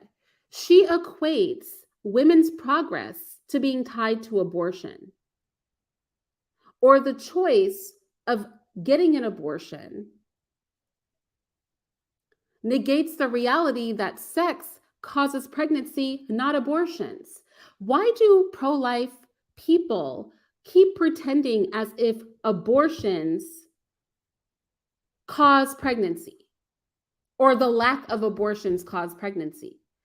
Sex causes pregnancy. Not getting an abortion does not cause pregnancy. Sex causes pregnancy. Sex causes pregnancy. Not having access to abortions doesn't make women pregnant. The sex makes women pregnant. So fixating on abortions rather than fixating on abstaining from sex is very twisted. Also, what do people define as progress? Why is it that being freed from womanhood is progress in so many people's minds? That is the question I have to ask. Why the hatred for women? The reality is that women get pregnant, women give birth, women have the ability to breastfeed, and I would argue should breastfeed. I mean, we were designed for breastfeeding. And that means that the way that women navigate around the world is different because our bodies and our role as humans is different. And that is not oppressive. It is only oppressive because society does not respect it and does not support it. Society does not respect women in our bodies. They do not respect that we carry children. They do not respect that we breastfeed. They do not build society to accommodate the population of people that allows them to exist. Rather than accommodate women, they want to kill our babies. They want to convince us that the way that we can experience equality and progress is through murdering our own children. They would rather do anything other than actually support us. They would rather do anything other than actually deal with us. Change their laws. Change the way society works.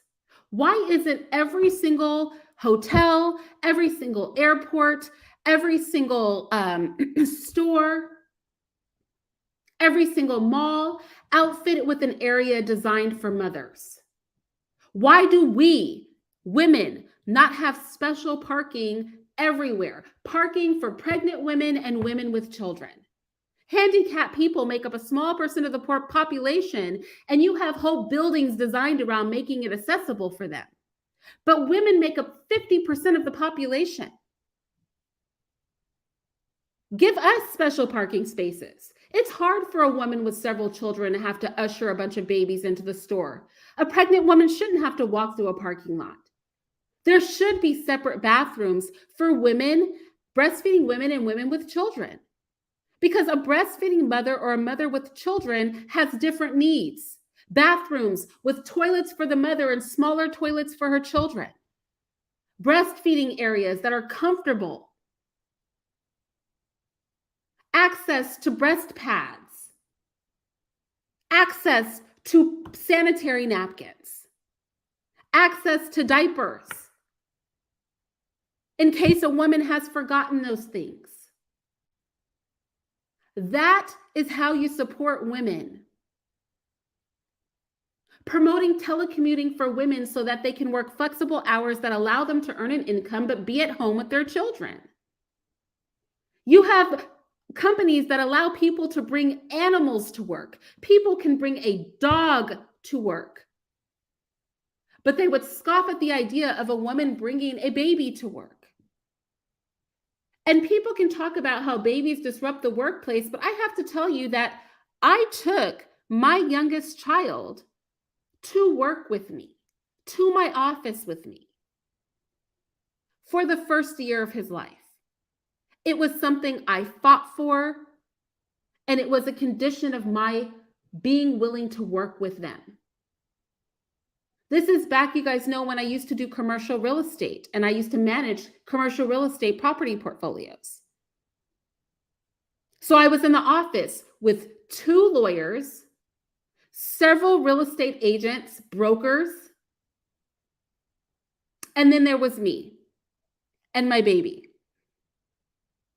Because in a society that's about supporting women, what we don't do is say that we want to kill their babies in their wombs. We create an environment that is conducive to what 50% of the population may need. That is how we ensure women's progress. It is not ensured by killing babies in utero. And I don't see how that is arguable. I don't see how anyone could argue against that. That is why I say these people hate women.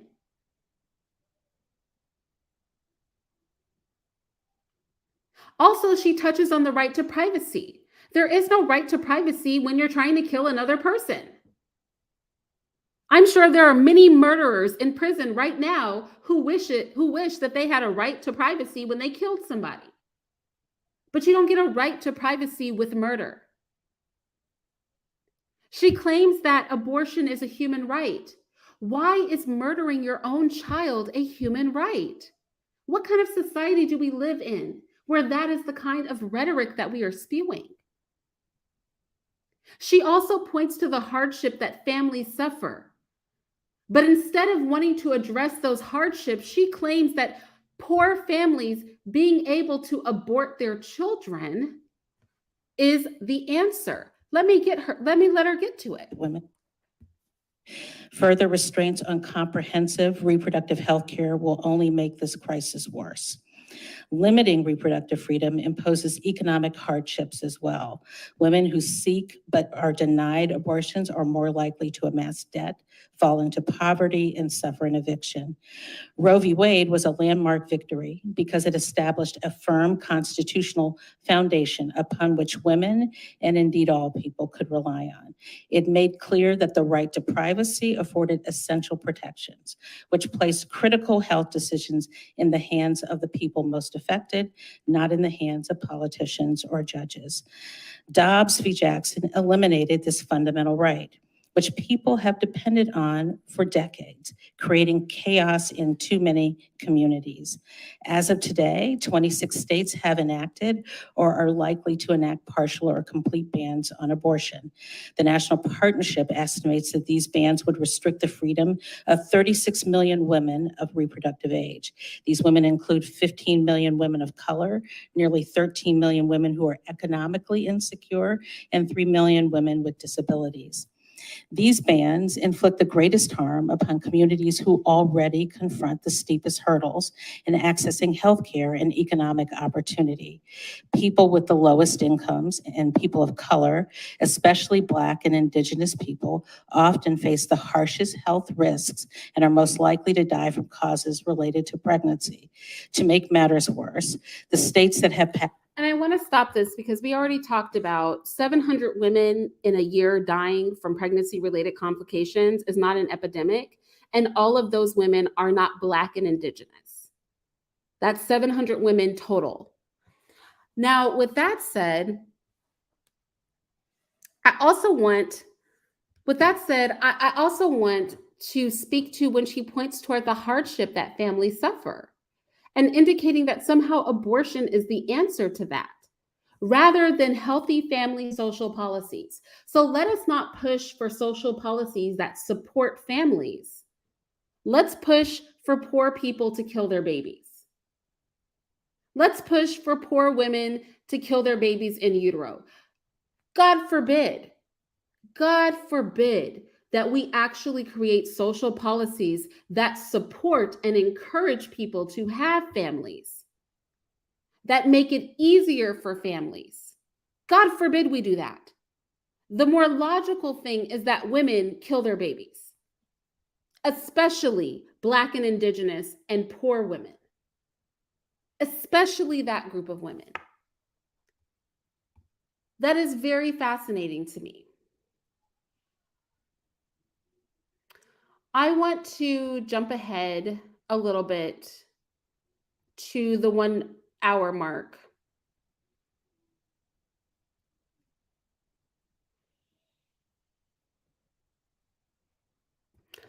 Because I want to get back to the one person on this panel who actually has a brain.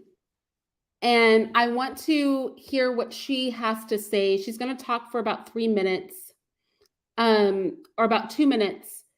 And she's going to talk about mortality in non-Western countries and also how OBGYNs are stepping away from performing abortions. Because I think it's very important for us to note that OBGYNs on the whole are anti-abortion. They are going to be then up against that viability standard. Above and beyond that, I think it's simply a recognition that late second trimester abortion is wrong. And I do think that, again, if you look at elective abortion is wrong, and I think if you do look at the history of abortion, regimes that permit abortion at later gestational ages, you see these types of human rights abuses. And I appreciate very much your notation about countries feeling strong-armed. This was a constant issue, especially in sub-Saharan Africa, especially in some countries in Asia, because in the— Okay. Oh my gosh, this is very annoying. I'm not going to separate from Sin. Separate from her how? Sin and I disagree on abortion, but why do I have to separate from her because of that? Many people in this chat disagree with me about abortion, and yet we're all here having the conversation. But I do think it's really cute that y'all are extremely scary. You guys are extremely scary. Like real scary. Come on, hold on.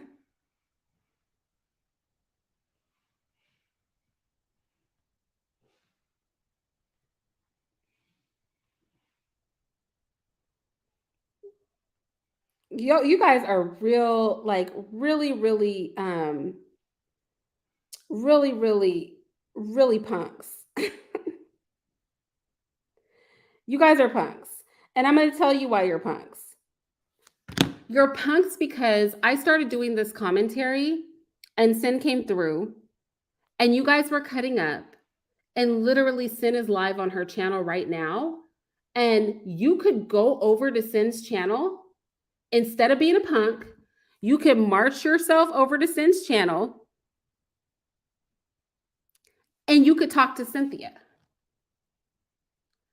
But because you guys are punks, even though right now you could go talk to her right now, you were over on my channel whining about Cynthia. No, Cynthia and I will disagree on abortion and we will still be cool and y'all will still have to just be tight. Because a requirement of my relationship with her is not that she and I enter into an echo chamber together. Part of the enjoyment when she and I have conversations is that we agree on things and we disagree on things. But I just think it is real punkish to be over here whining and complaining when you could literally go talk to her like right now. You could literally go put on your big girl and your big boy panties and go talk to her. But you guys are very scary. Y'all are scary. Very, very scary. You guys are punks. Just tell you. Countries, the culture is very much pro-life. They do not want abortion. And so I do think that's a very important point related to that.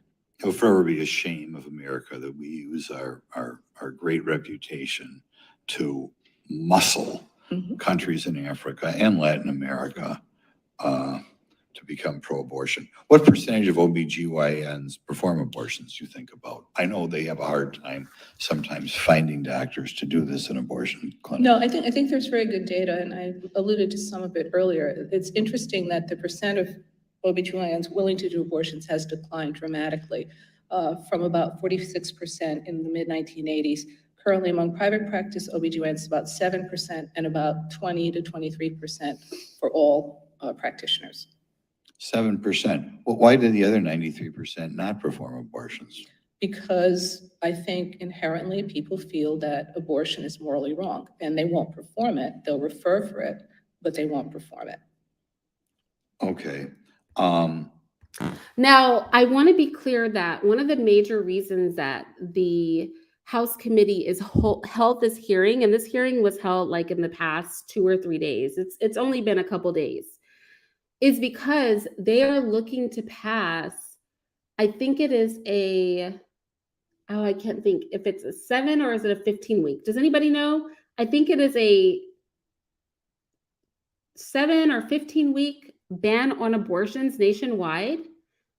Like the pro-choice advocates are afraid that this is going to hit and be able to be passed because most Republicans will stand behind it.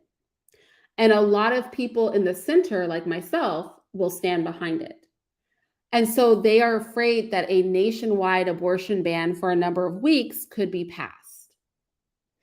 And so that is part of like the dialogue of this conversation. For those of you who have not actually seen the whole thing, that's part of the dialogue of this conversation. That's part of the problem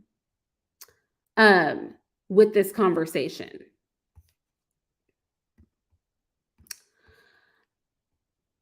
Let's go to the next clip.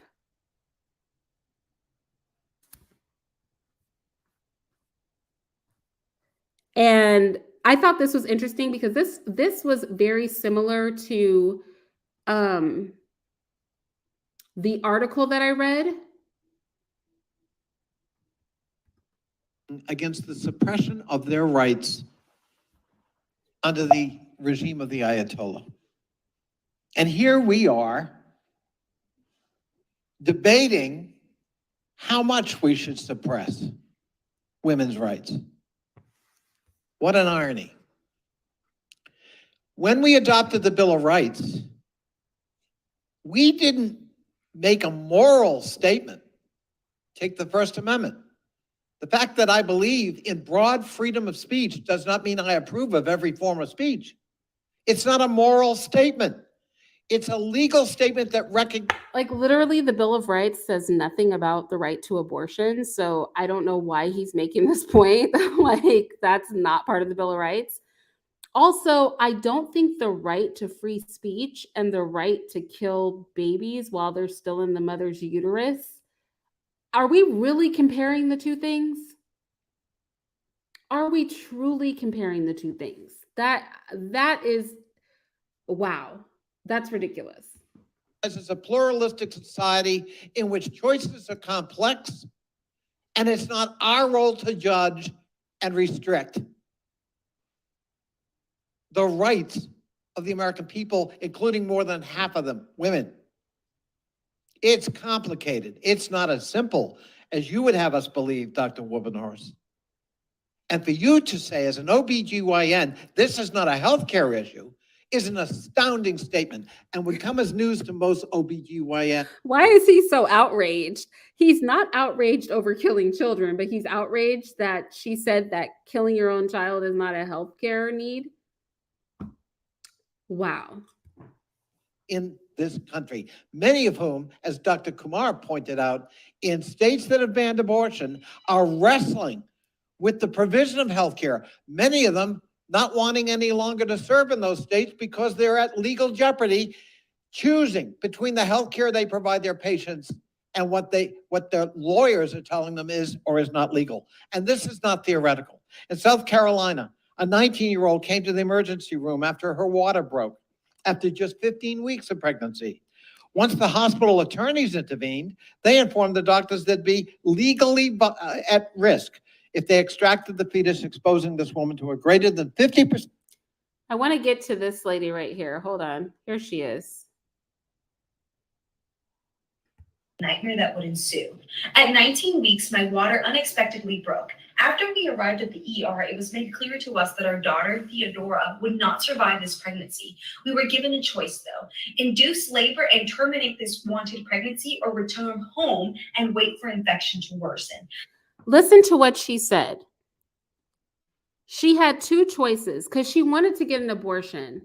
I want you to really listen to what she said. That's why I said these people are liars. She said, I had two choices. I could have my labor induced.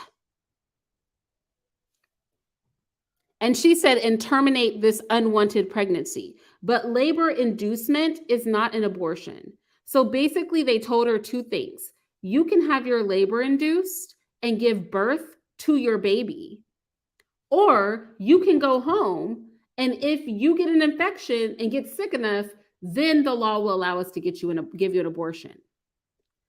This woman chose to go home and wait to get an infection over giving birth to her child. She's sitting here trying to make it like it's a sob story and giving her baby the name Theodora, but Theodora is a child she chose not to give birth to. Her doctor said, you can give birth, or if you insist on killing your baby, you cannot have your labor induced and go home and wait until it is legally allowable for us to give you an abortion. Rather than stay in the hospital and give birth to her baby, she chose to go home and get sick, and now she wants us to feel bad for her. But let's just go ahead and rewind, because that's why I'm saying, like, these people are demonic. The fact that she's trying to peddle for sympathy when she had the option to give birth to her baby, when they offered to induce her labor and let her give birth, the reality is she didn't want that baby. She would have preferred to go home, get an infection, and get sick so that she could get an abortion than to let them induce her labor and have a child. If you could play the Hello, video. This is Weller, and I'm from Houston, Texas. When I became pregnant, my husband and I would have never imagined the nightmare that would ensue. At 19 weeks, my water unexpectedly broke. After we arrived at the ER, it was made clear to us that our daughter, Theodora, would not survive this pregnancy. We were given a choice, though: induce labor and terminate this. Induce labor, and she said, and terminate this pregnancy. But inducing labor is not terminating anything. Inducing labor is giving birth. So she was given a choice. induce labor, then you will no longer be pregnant because your baby will have been born. Pregnancy or return home and wait for infection to worsen. However, when we had Or return home and wait for you to be sick enough to get an abortion. She chose to not give birth. made the choice that we felt was best for our family, our terrible experience was exacerbated. Fearing a legal backlash from the state of Texas, our hospital refused to allow our doctor to perform the medically necessary abortion and instead discharged me. And mind you, it wasn't a medically necessary abortion. They offered to deliver her baby. They offered to deliver her baby. She wanted an abortion. They said, we can't give you an abortion. It's illegal. You will have to be very sick for us to give you an abortion. So she decided to go home and allow herself to get sick. That's how badly she wanted to kill her baby. I mean, what do you have to say? Keep in mind that around 18 to 20 weeks, a baby can survive in the NICU. Is it hard for the baby? Yes. But the fact that they offered to deliver her baby means that the hospital clearly thought that they had a fighting chance to support the child outside of the womb. But she didn't want to do that. She wanted an abortion. And since she wanted an abortion, she wants us to feel bad for her. Instructing us to return when my infection worsened. In the following days, we constantly checked for signs of aggravated infection while we mourned the loss of our daughter.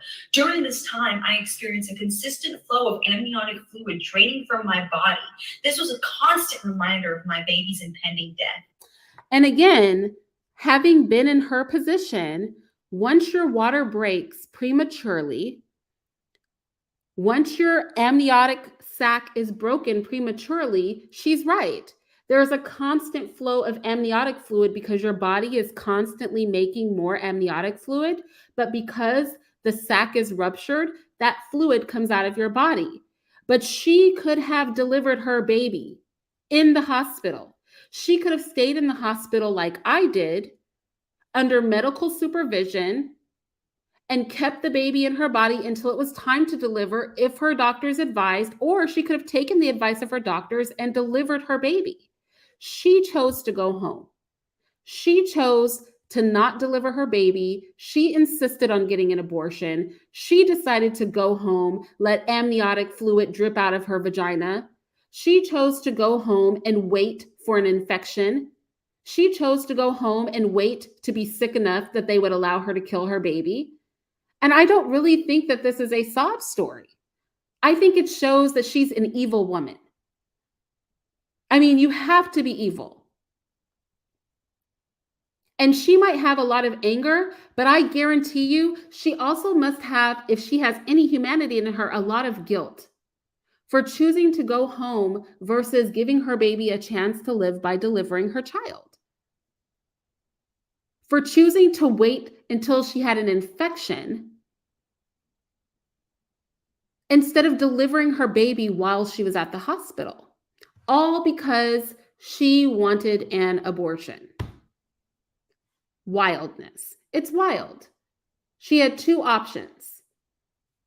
decisions to make, and the decision that she chose was to kill her baby. I want to go to 108.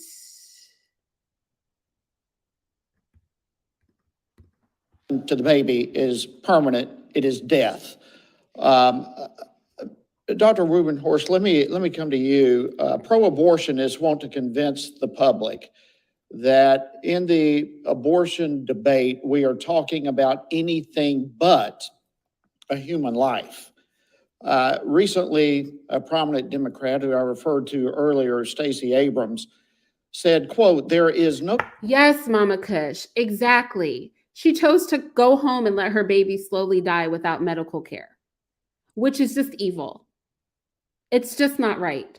Like, you can't want an abortion that bad, ma'am. Give birth to the baby and let it be known that if it lives, you want to put it up for adoption. But don't go home and just let your baby suffer and allow yourself to get sick all because you don't want to, you don't want your labor induced. Yeah, that mess is crazy. Such thing as a heartbeat at 6 weeks.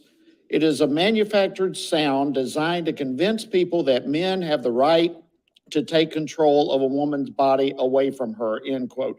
How do you respond to that? Thank you for the question, Congressman Heist. I would respond to that by saying that, as I mentioned a bit ago, there is a fetal heartbeat whether we hear it or not, and we use instruments to amplify that sound. The fetal heartbeat is detectable initially as a twinkling, typically around between possibly as early as 5 weeks. We know that many of the major structures of the fetal heart are complete between the 5th and the 6th week. And so there's no question that this is just not that the fetal heartbeat is a random contraction of cells. There's coordinated movement that's well documented. It's documented in the radiology literature. It's documented in the obstetrical literature. And so I think that the question as to whether this is a manufactured sound, again, as I said, the fetal heart is beating early in pregnancy. And the other point that I think is very important to make is that we rely on assessments of the fetal heart rate, presence or absence of the fetal heartbeat in order to assess fetal health and to provide reassurance to parents. One of the most exciting things that can happen for parents is hearing their baby's heartbeat for the first time. I would think that. And I didn't mean to stop sharing, but this is important because in the same way that people who take advantage of individuals that are ignorant about human development in utero by saying that, the baby is a clump of cells and blah, blah, blah, blah, blah, things like that. In the same way, you have pro-choice advocates telling women that it's not actually a heartbeat, that it's just electrical firing, right? Which I just think is amazing because it is a heartbeat. I mean, your heart is firing electrical signals. That is what we call a heartbeat. That is very literally what it is. And because technology keeps improving, it's making it hard for people who are pro-choice, because the better our technology gets, the more that we can have clarity on when things actually occur early in pregnancy. And what the science is finding is that babies develop so much earlier than we could ever actually know.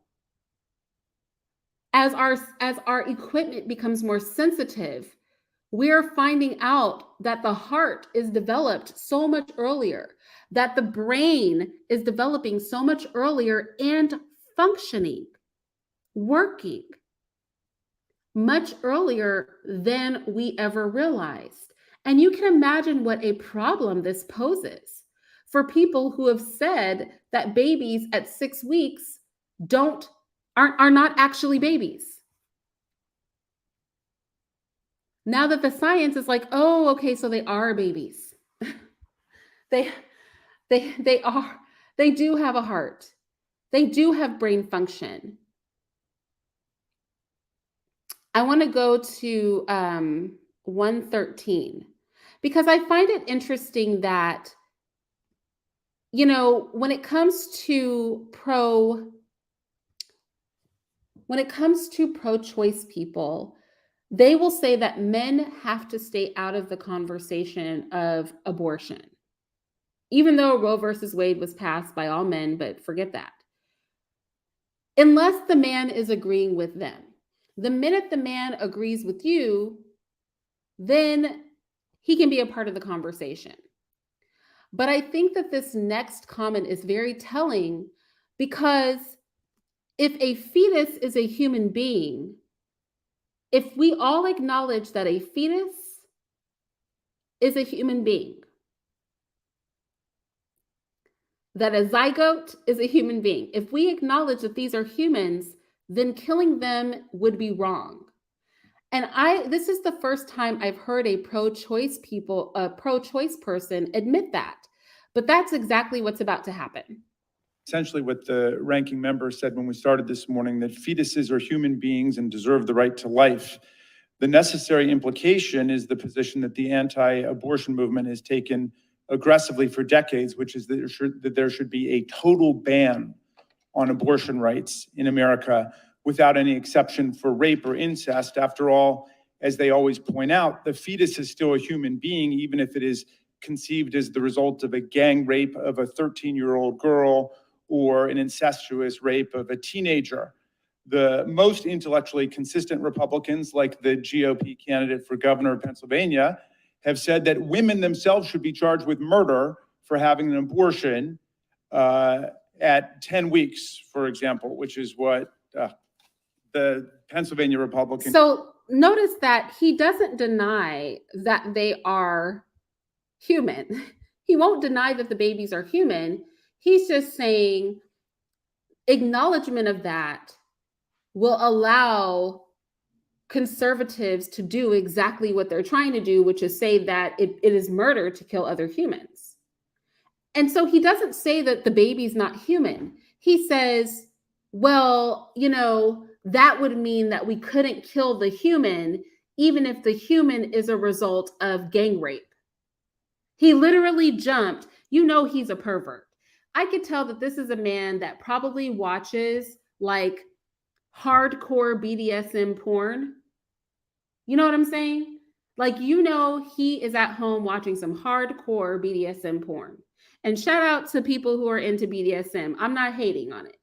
I'm just saying, that hardcore porn where it's like 5 guys on one girl and they're slapping her or beating her up. And really, chances are you're actually watching a real rape. You could tell he's into that. Because who in their right mind automatically jumps to a child? He said a young girl being gang raped.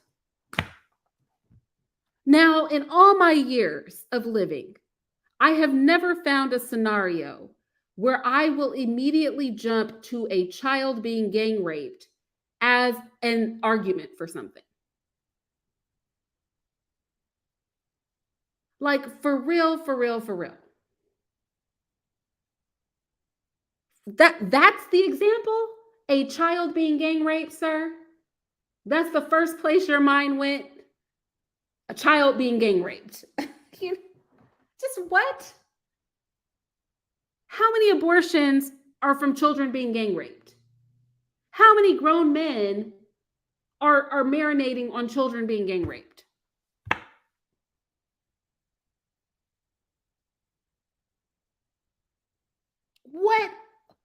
What in the deviancy is going on here?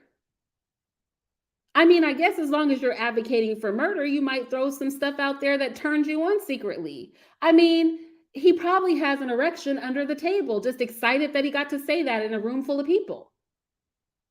Now's my chance to say something deviant and nobody will judge me for it.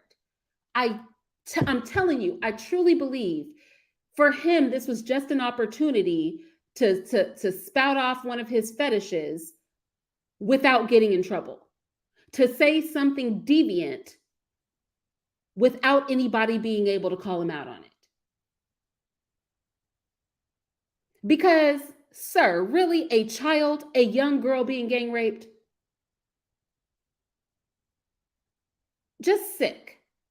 So again, he doesn't deny that the baby is a human, but the young girl being gang raped shouldn't stop us from killing the baby. This is his argument.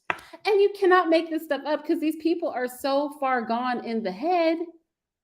These people are so far gone in the head that the things that they say just show how far gone they are. They're so messed up in the head. They're on something else, you guys. Like, we should all be staring at them with a look of concern because their minds are really off in the gutter somewhere. If 2 lives go into a facility for medical care and only one comes out, half the patients only come out, Is that successful healthcare? Yes, sir. Thank you for your question. I would say that is not successful healthcare. Right, and that's what happens. You have two lives that go into this setting. They have what the demo. I want to skip over. I don't care what he has to say. I really want to hear from the lady. There's actually a zinc spark that's emitted, and we know that the question as to whether the embryo, the zygote, is human is simply reflected in the fact that this individual has human DNA. It came of human parents. He or she came of human parents. Subsequently, the zygote develops into a blastocyst, which implants. That implantation process is accompanied by the start of the development of the placenta. That's when HCG is released. And then as time goes along, you have very early milestones. You know, primordial cells begin to develop in the heart as early as 4 weeks. But even before that, the embryo is already organizing himself or herself into different layers, different cell layers, which will give rise to different types of tissues. So by about 6 to 7 weeks, the central nervous system is already well along in development. The spinal cord begins to truly be Central nervous system, meaning the thing that allows us to feel pain, which is very fascinating. By 6 weeks, that is so fascinating. And I also think it's interesting, and I'm not going to play the whole thing, but I also think it's interesting that the only person who's really willing to talk about fetal development is the person who's pro-life. Did you notice that? Not one pro-choice person has been willing to talk about fetal development and the actual fetus or embryo or zygote. They want to talk about poverty, women going to school, women having careers. They want to talk about this faux statistic about maternal birth rates, or I won't say that it's false. I'll say that it's highly exaggerated, you know, because 700 women out of a population of literally hundreds of millions of people is not exactly an epidemic. But they don't want to talk about science. Do you notice that they don't want to talk about that? The only person comfortable with actually talking about the science is the pro-choice person, because she knows that the science is on her side. She knows that the science is on her side. So she's not shying away from it. But isn't it always us that they claim don't want to accept science? We're always the ones that they say don't want to accept science, but notice the only person that's talking about anything scientific is her. I want to move on to, when I tell you all these women, 4 Black women are going to speak today. 4 Black women are going to speak today, and only one of them is pro-life. But let's go ahead and get to this sister right here. Thank you, Madam Chair, for this very important hearing. After decades of claiming that questions of whether abortion is legal should be left to the states, Republicans have revealed their true intentions, a nationwide abortion ban. It is unsurprising that Republicans are seeking to impose a federal ban that would override state abortion law, because Republicans have long tried and sometimes succeeded in overturning the abortion laws of the District of Columbia. They previously tried to ban abortion after 20 weeks in the district.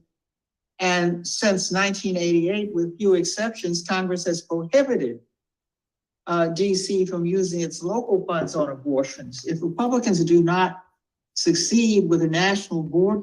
Yeah, I told you. Yeah, I told you. They're all on that, though. They're all on the same thing.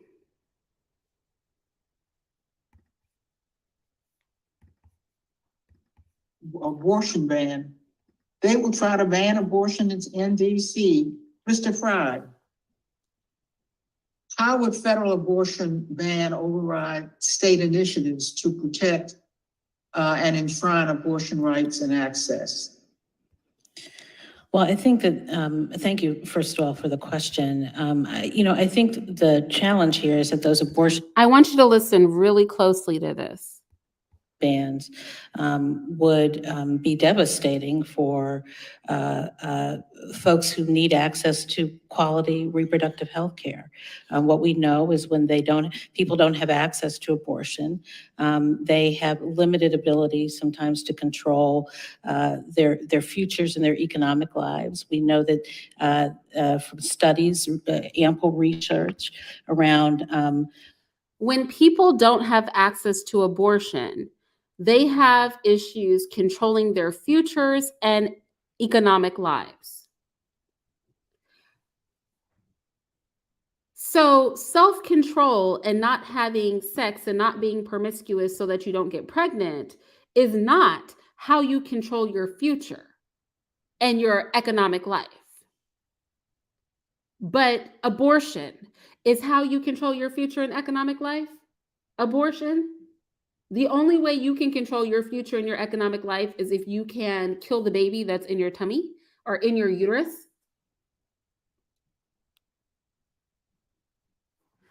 Interesting.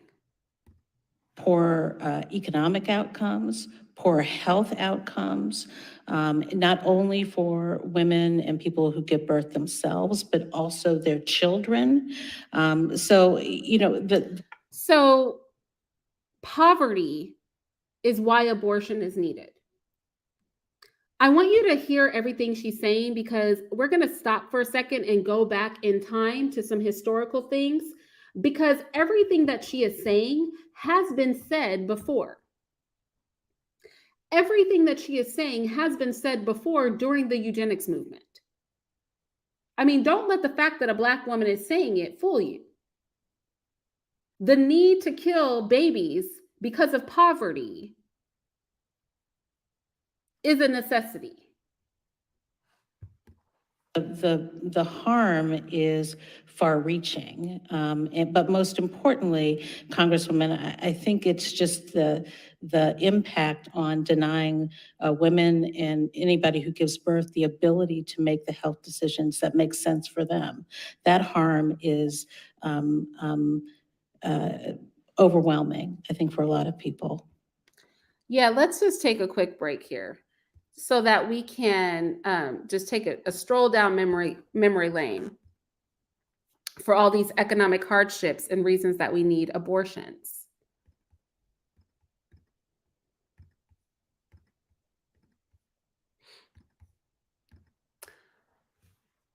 So it is not surprising to me they keep bringing up Black people in this. I mean, everybody's bringing up Black people and how Black people, Black women need abortions. So this constant reference to Black people is disturbing, considering that what we're talking about is killing unborn children, specifically unborn Black children. So this devaluing of Black babies is not uncommon. This is historically something that we have seen repeated. This idea that Black babies couldn't feel pain during slavery, so they would have medical procedures performed on them without anesthesia. The feeding of Black babies to alligators, using them as alligator bait. Now, you guys know that I recently did a cultural festival for, the Afro diaspora.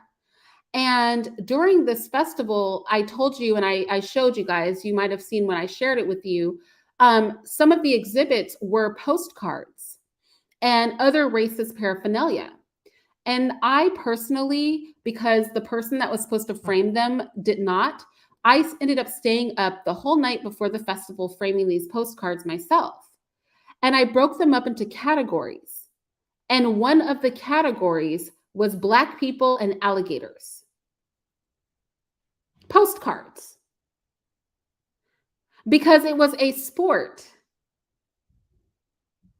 to use Black babies as snacks for alligators. Now, I'm not saying that this was super, super common, like every slave owner was doing it, but it was common enough that they were making postcards about it. It was common enough that there were discussions about it. It was common enough that people were talking about it and that we have historical archival information about it. the devaluing of Black people, the devaluing of the Black body. So it's no wonder that killing Black babies is so important. You know that they used to make leather out of the skin of Black people here in the United States. If you look into my sources, I pull up one of the more interesting newspaper articles about this, where a man who wore shoes made of the skin of Black people discusses his shoes.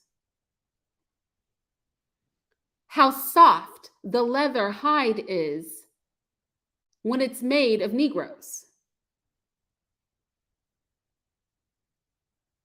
Despite this claim by so many white people and Black people who are delusional about slavery, that slave owners were very kind to Black people and Black children, because why would you damage your merchandise? Slaves were worth money. Slavery was brutal enough that Black women often attempted and succeeded in murdering their own children to prevent them from being slaves. There are numerous historical accounts of Black women killing their children to prevent that child from being enslaved too. At the end of the day, preventing childbirth in poor Black women is racist. Black women have gone from fighting against the murder of their children to supporting the murder of their children. Here we have an old newspaper article. These are Black Panthers. Black Panthers held a demonstration. This is back in the 70s. They were sterilizing Black women on welfare, and this was to protest the forced sterilization of Black women. Black women were not asking to be sterilized. They were not asking for abortion.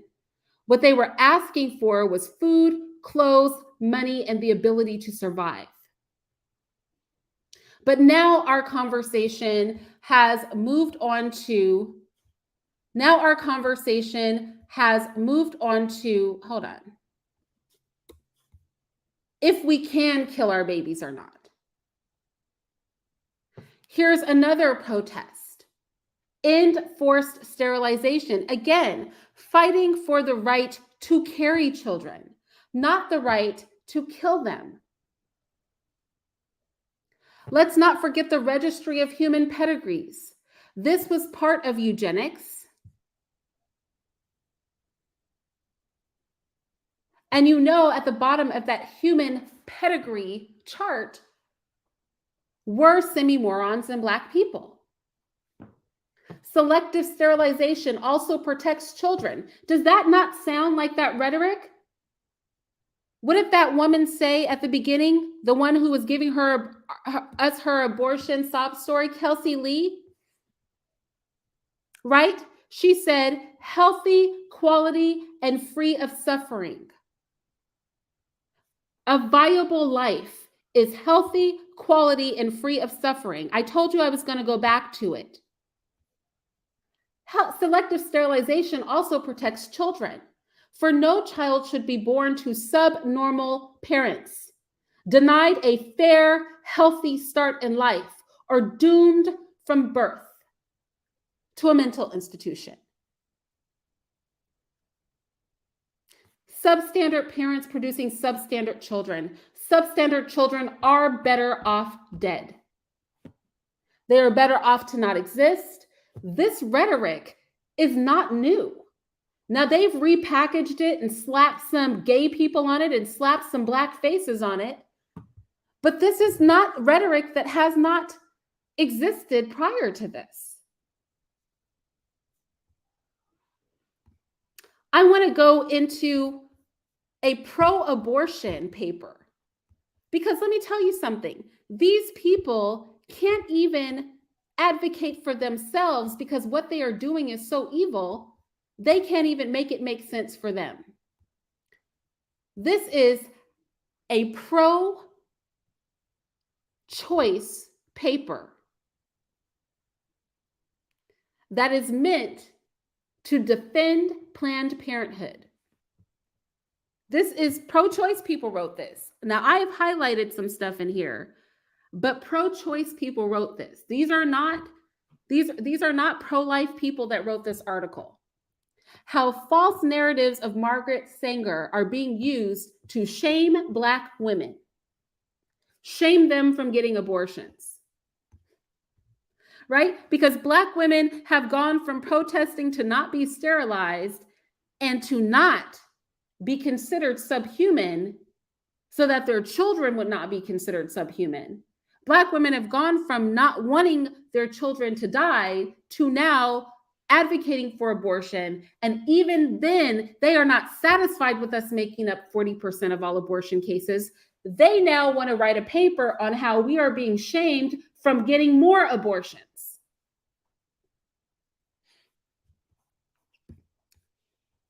This is a pro-choice paper. It is true that Sanger was a proponent of eugenics, and pro-choice advocates do themselves no favors by attempting to whitewash this fact and paint Sanger as some infallible feminist hero. Sanger was passionate about contraception, perhaps to a fault, and her fervor about promoting her birth control agenda led her to align herself with eugenicists, along with racists and an assortment of people of questionable character. This is a pro-choice paper. They're trying to make Margaret Sanger look good, but because the woman was a racist and a eugenist, they can't. But they're sure going to try to sugarcoat it. They acknowledge all that, but they say, but it's simply untrue that she wanted to exterminate the Black race. She might have been a eugenicist and a racist, or hanging out with eugenicists and racists, but she really didn't want to exterminate the Black race. They go on to speak about Sanger's involvement in the Negro Project. Now, W.E.B. Du Bois is not my favorite human being. I might be one of the few Black people who does not like Du Bois. If you've ever actually read any significant amount of what Du Bois has written, if you know that Du Bois and his whole life were funded by some random rich white woman, then a lot of the things that Du Bois said, people try to say that he was complicated. No, the man was an elitist and a racist. He was a self-hating bigot who had his hands all in a bunch of very messy things. And this is why white society loves him so much. But I could personally do a whole live just on Du Bois and his foolery, the Negro Project being part of that. In fact, Du Bois is about to be used to justify Margaret Sanger's behavior, because Du Bois was one of the first Black leaders to publicly support Sanger. He advocated for Sanger to open up her clinics in Harlem. He criticized the wider birth control movement, which was only affecting white women, and he wanted to bring the Black community in to no longer reproducing in a healthy way. With Du Bois' help, Sanger opened clinics all through the South where there was the highest population of Black people, and she put Black doctors and Black nurses in those clinics. A famous Sanger quote that they claim is misquoted is that the mass of Negroes, particularly in the South, still breed carelessly. The full quote is, the mass of Negroes, particularly in the South, still breed carelessly and disastrously, with the result that the increase among Negroes, even more than among whites, is from that portion of the population the least intelligent and fit, and the least able to rear children possibly. Now, even in this pro-choice paper, they say we should not be bothered that Sanger said this because Du Bois said it first. And it is true. Du Bois did say it first.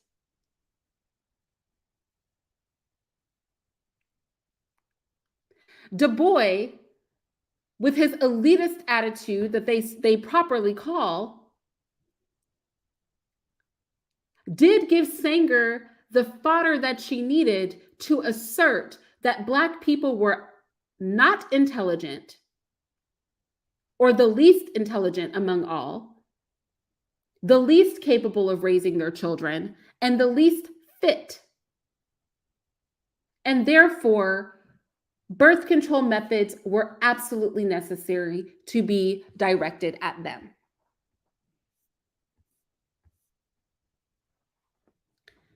Another quote, "We do not want the word to go out that we want to exterminate the Negro population." From her 1939 letter. Now, again, this is a pro-choice article, so somehow they think by reading this whole quote in context, it actually makes it sound better. Me personally, I have always read this whole quote in context.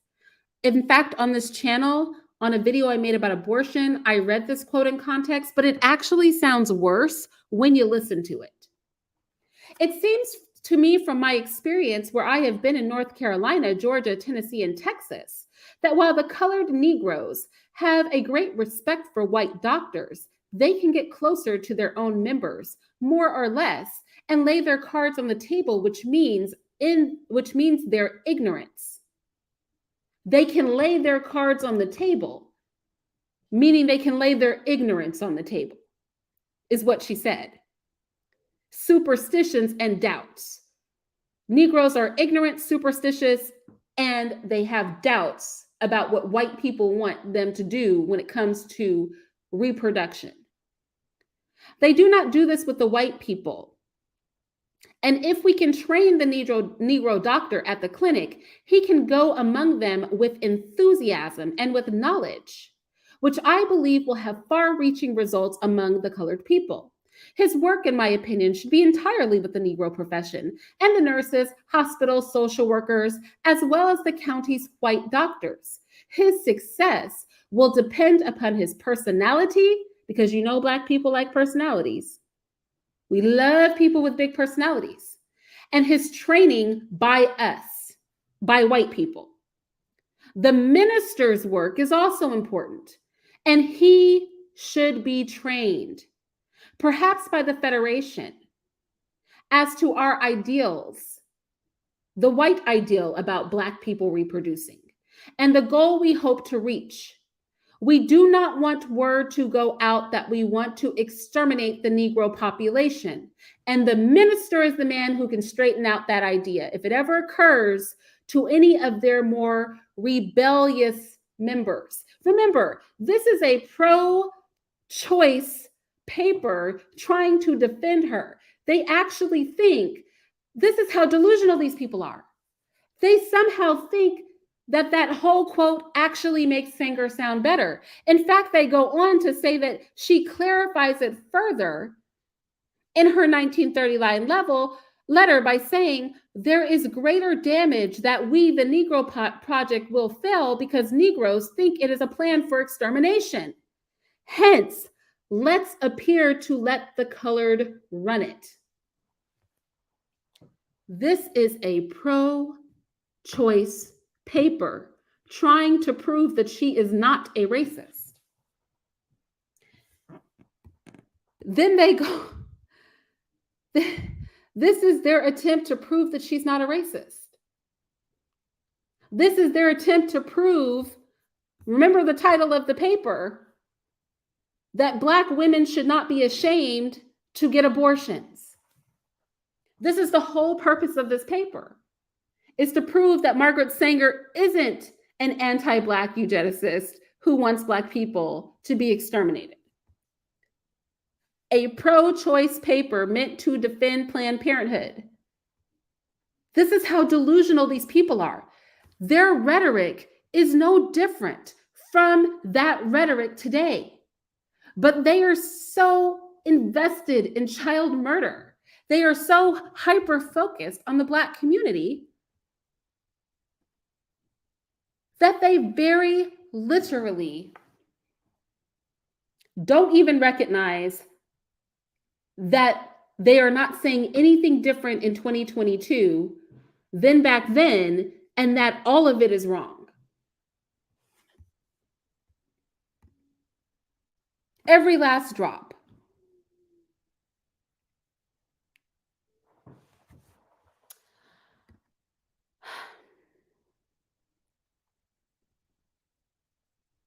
Let's see if I want to go to a couple more clips before we wrap up here.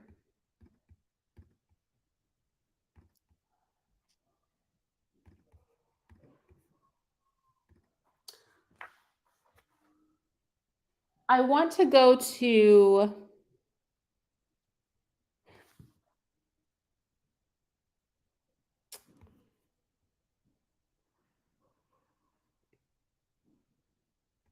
$148, because they're going to say how abortion is needed, particularly by non-white women. Abortion is particularly needed by women who are not white. I thought that that was very interesting, just an interesting assertion to make.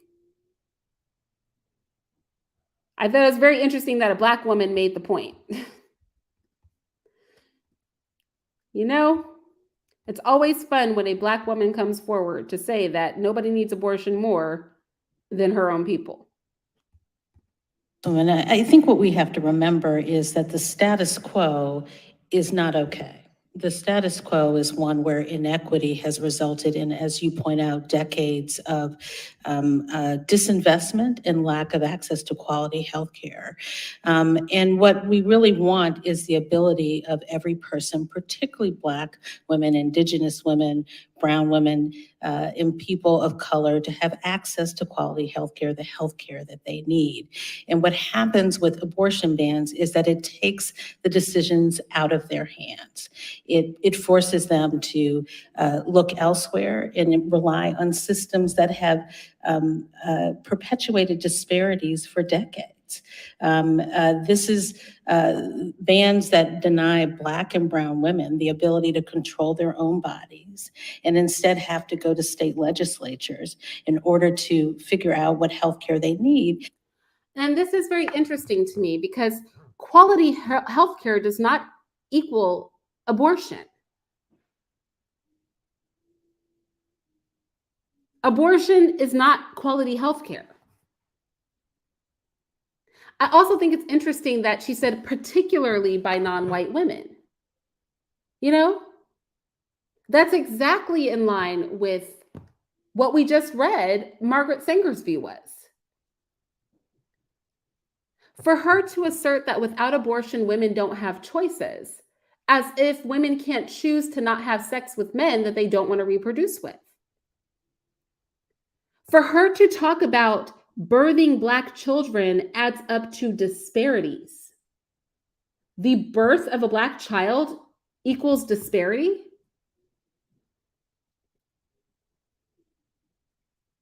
This is very interesting to me. I want to go to 211. Let's just skip ahead into the next hour here.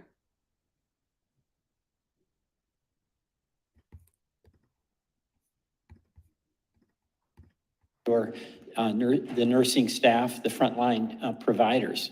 Sure, we're certainly seeing an influx of people seeking care in other states. And of course, remember, this is the abortion doctor who's been performing abortions for 7 years and has helped thousands of women kill their babies by his own word.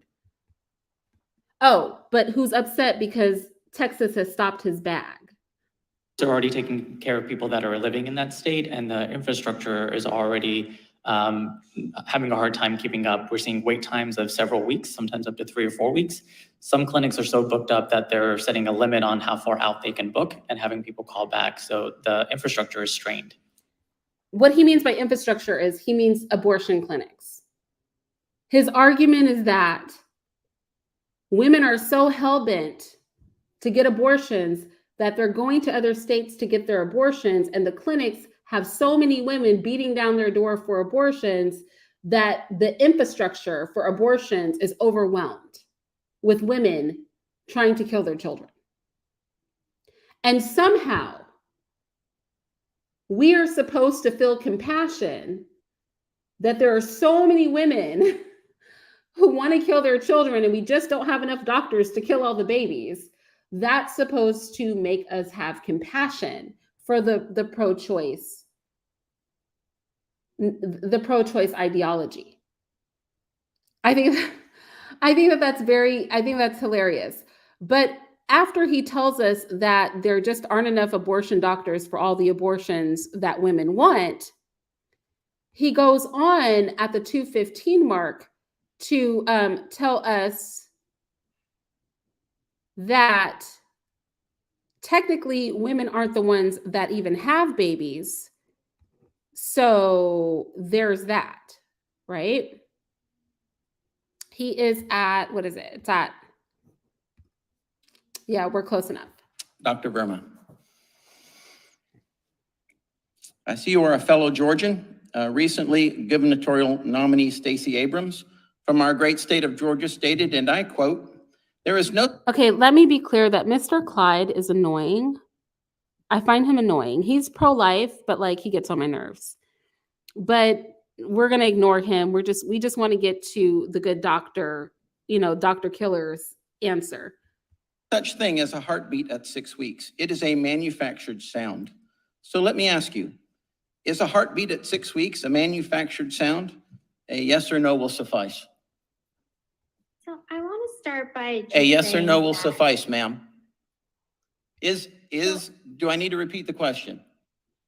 I'd love to answer your question, but like so many things in medicine, it's complex. I don't believe it's We're gonna have to get past this. But he's really annoying. But Sunflower Kisses said, a zygote is not a child, Irene. What is it, Sunflower? What is it? If it's not a child, what is it? Is it an apple? Is it a dog? Is it a horse? Is it a cat? Is it an alien? I mean, a zygote is a stage in human development. It's a stage in human development. An infant.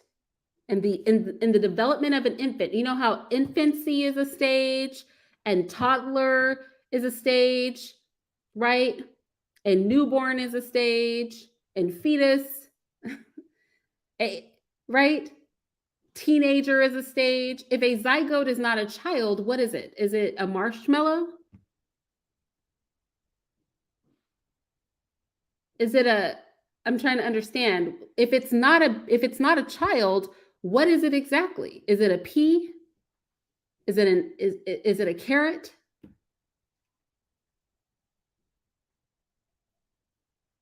I'm trying to understand.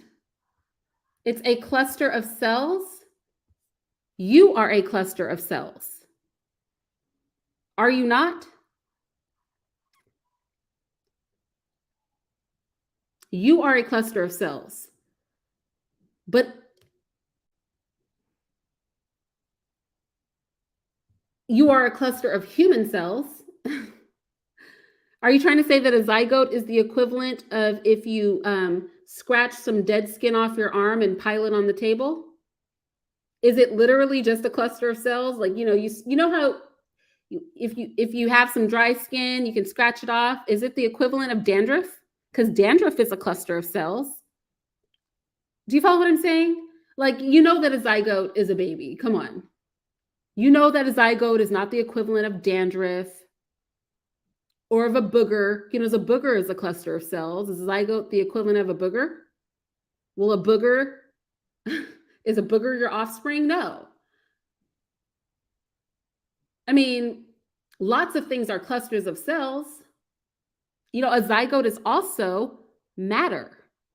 A zygote is also a ball of protein. You know what I'm saying? Like, we can play that game all day. How many ways can you refer to this stage of human development? Zygote is a stage of human development. If it's a zygote in a human, then it's a stage of human development. It's a very early stage in the development of a baby. That's just the truth. I mean, there's no reason for us to pretend that it's not the truth, right? Why pretend it's not the truth? Hold on, I'm going to mute this while he goes back and forth with her. He doesn't let her answer the question, so there's no point of us, yeah. Well, yeah, a scab is a cluster of cells. Maybe a zygote is a scab. I mean, I don't know. You see how silly it becomes? Because we know that a zygote is a baby, because a lot of stuff is a cluster of cells. But surely we're not saying, surely we know what kind of cluster of cells it is. I mean, I'm a cluster of cells, a booger, a scab, an apple, an orange. A lot of things are a cluster of cells. A zygote is a cluster of cells that's a baby. Zygote is a developmental stage of a human baby. Right? So, we know this. We don't have to, pretend like we don't know what's going on. All right, I want to get past her part because he doesn't actually let her answer the question. He's really annoying. I would have loved to hear her answer, Provide comprehensive reproductive. but he's not going to let her answer. He's just going to keep cutting her off. He wants her to say yes or no. I hate when people do that. Yes or no. Yes or no. First trimester pregnancies in the acute setting, which was published in Ultrasonography in 2019, in which it finds that in normal fetal development, a heartbeat is expected at or around 6 weeks. Without objection. Thank you. Wait, Sunflower Kisses said a zygote is not a baby. I said a zygote is an early stage of human development. That's true. It is not complete. It's not completely what? Sunflower, it's not completely what? Finish the sentence. A zygote is not completely say it with me, baby, right? Because a zygote is an early stage of human development and it's completely a zygote. I mean, the whole purpose of pregnancy is to allow a baby to fully mature. So by that logic, a 9-month-old or 6-month-old or 4-month-old baby is not complete either. If you finish your sentence, it is not a complete what. The what is what it is. The what is what it is. It is not a complete what. Finish your thought. A zygote is not a complete what? Human? It's fully human. It's not partially human. It's not a complete what? Baby? For it not to be a complete baby, it would have to be a baby, just not a complete one. I know some one-armed people walking around. They're not complete. Are they not complete because they don't have their other arm? Huh? There's some people missing their legs. They're incomplete too, but are they not people? Just throwing it out there. Just throwing it on the table, right? Just throwing it on the table. Beauty for one said, it doesn't matter, I mean, it isn't your body. Well, then let me ask you something. Can I go out and kill anybody? Because you shouldn't care because it's not your body. It isn't your body argument is something we're only implying to unborn children. Because if I wanted to beat somebody up or kill somebody or maim somebody, my defense couldn't be, well, it's not your body, so it doesn't matter. It's their body. Why are you worried about their body? Worry about your own body. Right? I could not make that excuse. If I were pregnant and somebody punched me in the stomach and my baby died, we would all call that a crime. But if I decide to go kill the same baby, it's totally okay. In one case, it's a crime. In the other case, it's okay. The person that punched me in the stomach goes to jail. The abortion doctor that helps me kill my baby gets a paycheck. See how it's very inconsistent?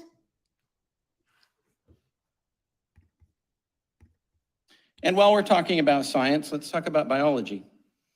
And let's just keep it real simple, just 2 yes or no questions. And this is for Dr. Kumar. Dr. Kumar, can biological men become pregnant and give birth? So men can have pregnancies, especially trans men. He said, this fool said, men can have pregnancies, especially trans men. Men can have pregnancies, especially the men that are trans. Especially? You mean that there are other men that can give birth too, sir?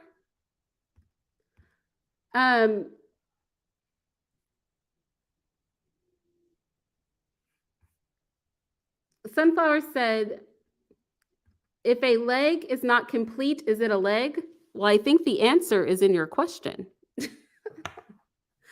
I think the answer is in your sentence. I think you answered your own question when you typed it.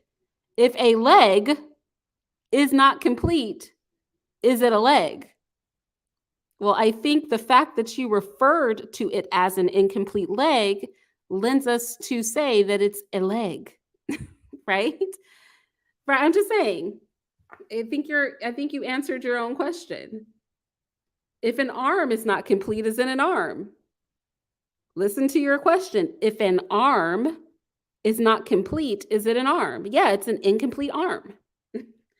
You answered your own question. You called it an arm in your question. For something to not be complete, it has to be that thing. It really does. Let's see if there's anything else I really want to cover here. I have some other notes, but he had me on the floor with especially trans men. He said men can give birth, especially trans men. Especially trans men.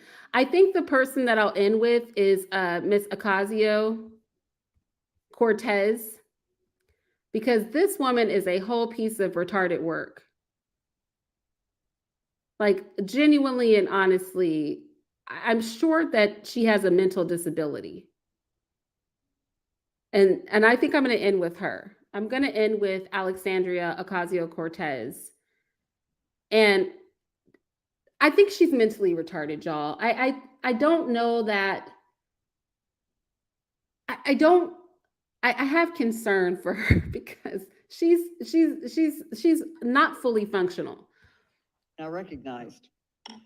Thank you very much, Madam Chair. And I think briefly, I'd like to address some of the prior claims that, several prior media claims, one being that abortion is not an economic issue and that we should be focused on economic issues.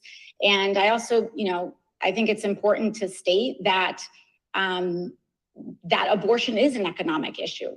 Forcing poor and working class people to give birth against their will, against their consent, against their ability to provide for themselves or a child is a profound economic issue, and it's certainly a way to keep. So the first assertion she's making is that abortion is an economic issue because the poor basically have more of a need to kill their children. It also works out that the poor are disproportionately Black. So Black people have more of a need to kill their children. I also think it's interesting that she acts like somebody is holding poor women down and force inseminating them and making them carry their babies versus poor people having sex, women getting pregnant, and then becoming pregnant because of sex. That's consensual. But again, the poor have more of a need to kill their unborn children. than people who are not poor. The fact that she just sat there and said that and that people are just going to ride with it is blowing my mind, but whatever. She says more. A workforce basically conscripted to large-scale employers and to employers to work more against their will, to take second and third jobs against their desire and their own autonomy. And so the idea that that abortion and access to abortion is somehow not a profound and central economic and class issue and class struggle is certainly something that I think a person who's never had to contend with the ability to carry a child, it belies that perspective. And it's disappointing to see. But secondly, I think another thing that I'd like to address is that the same folks who tell us. Okay, let's stop there for a second. She said that abortion helps the poor to not be burdened with providing for their children. So the answer to helping the poor is not to set up systems so that they can afford the things they need. The solution is that we give them the ability to kill their babies. Also, she equated working to support one's family to forced labor. Somehow, working so that you can support the children that you laid down, had sex, and made is the equivalent of slavery. It's the equivalent of forced labor. I think that I've never heard of supporting your own family as forced labor, but I do think there are many people paying child support today who may feel that way. She is tapping into the disgruntled people paying child support. Let's see where else she goes with this. Told us that COVID's just a flu, that climate change isn't real, that January 6th was nothing but a tourist visit, are now trying to tell us that transgender people are not real. And nobody said transgender people aren't real. This whole time, she knows darn well we know these people are real. They are real. They are just not the opposite sex. They're really delusional. They are real, but they're really delusional. I think I'm going to stop there. There was something at the end, right, that I just thought was really interesting. It talked about cancer. There was also a woman that talked about she was from the biggest, blackest city. Y'all have to watch the whole thing. If you haven't actually sat through and watched that whole thing from beginning to end, you really should, because that thing is a hoot. And I tell you, there's no greater entertainment than watching our Congress get together for these conversations. I mean, when Congress puts together a panel and they start asking questions and things, it is like a movie. I find so much entertainment in watching our government. Like C-SPAN is literally a vibe. It really helps put in perspective what trouble we're in as a country. It'll make you want to either have a revolution or get out and vote. You're either going to want to vote or have a revolution, because our Congress is literally hilarious. Literally off the chain hilarious. Let's see, it's 7:34.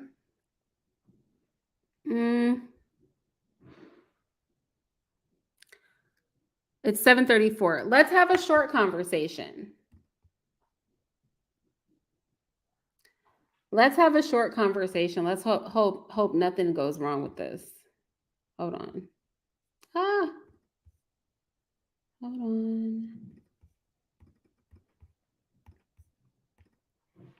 Yep, come on up. I told you I would talk to you. Come up, Yasmin. So you guys, Yasmin is a man who lives his life as a woman, and came through under one of my videos and basically was like, I can debunk a lot of what you are saying about transgenders. And my assertion was I wasn't really sure if that was the case because I think the things I say are pretty factual, but that I was open to have like a respectful conversation. And it is worth saying that Yasmin would not be the first transgender person to ever be up on a panel. I think I have a total of 3 videos. 2 of them are featuring the same transgender person. And if Yasmin comes up today, that would be the 3rd transgender person that's ever been on my channel. I've also been on a panel with, I think it was homosexuals on that panel. I don't think it was transgenders. But yeah. So you can come through, but I'm only going to wait a couple minutes for you to get up here because I have been up for 3 hours. Actually, I feel like I did really good with that because that whole congressional thing was over 3 hours long. How long was it? That whole thing was 3 hours and 9 minutes. And I managed to do a commentary in 3 hours. And in 3 hours and 9 minutes. That is wild. Oh, here we go. What's up, Yasmin? How are you? Oh. Hey, can you hear me? Yep, I can hear you. Oh, so basically, I'm about to go out with my boyfriend and friends, so we can have a quick conversation. I wrote down some points so I won't forget that we can talk about. Hold on. Oh, okay. Let me get my notebook. I'll let you go and then Huh? I said I was going to get my notebook so that I could let you talk and I could take notes. Oh yeah. So I wrote down some quick things. I basically wrote down things we could talk about, like trans women tricking men. I heard you talk about that in one of your videos. I watched it briefly. You also talked about basically the gay agenda. You also, can you hear me? I can hear you. Go ahead. The gay agenda, we can talk about that too. We can also talk about trans women and women's sports briefly, and I will tell you why when we get to that.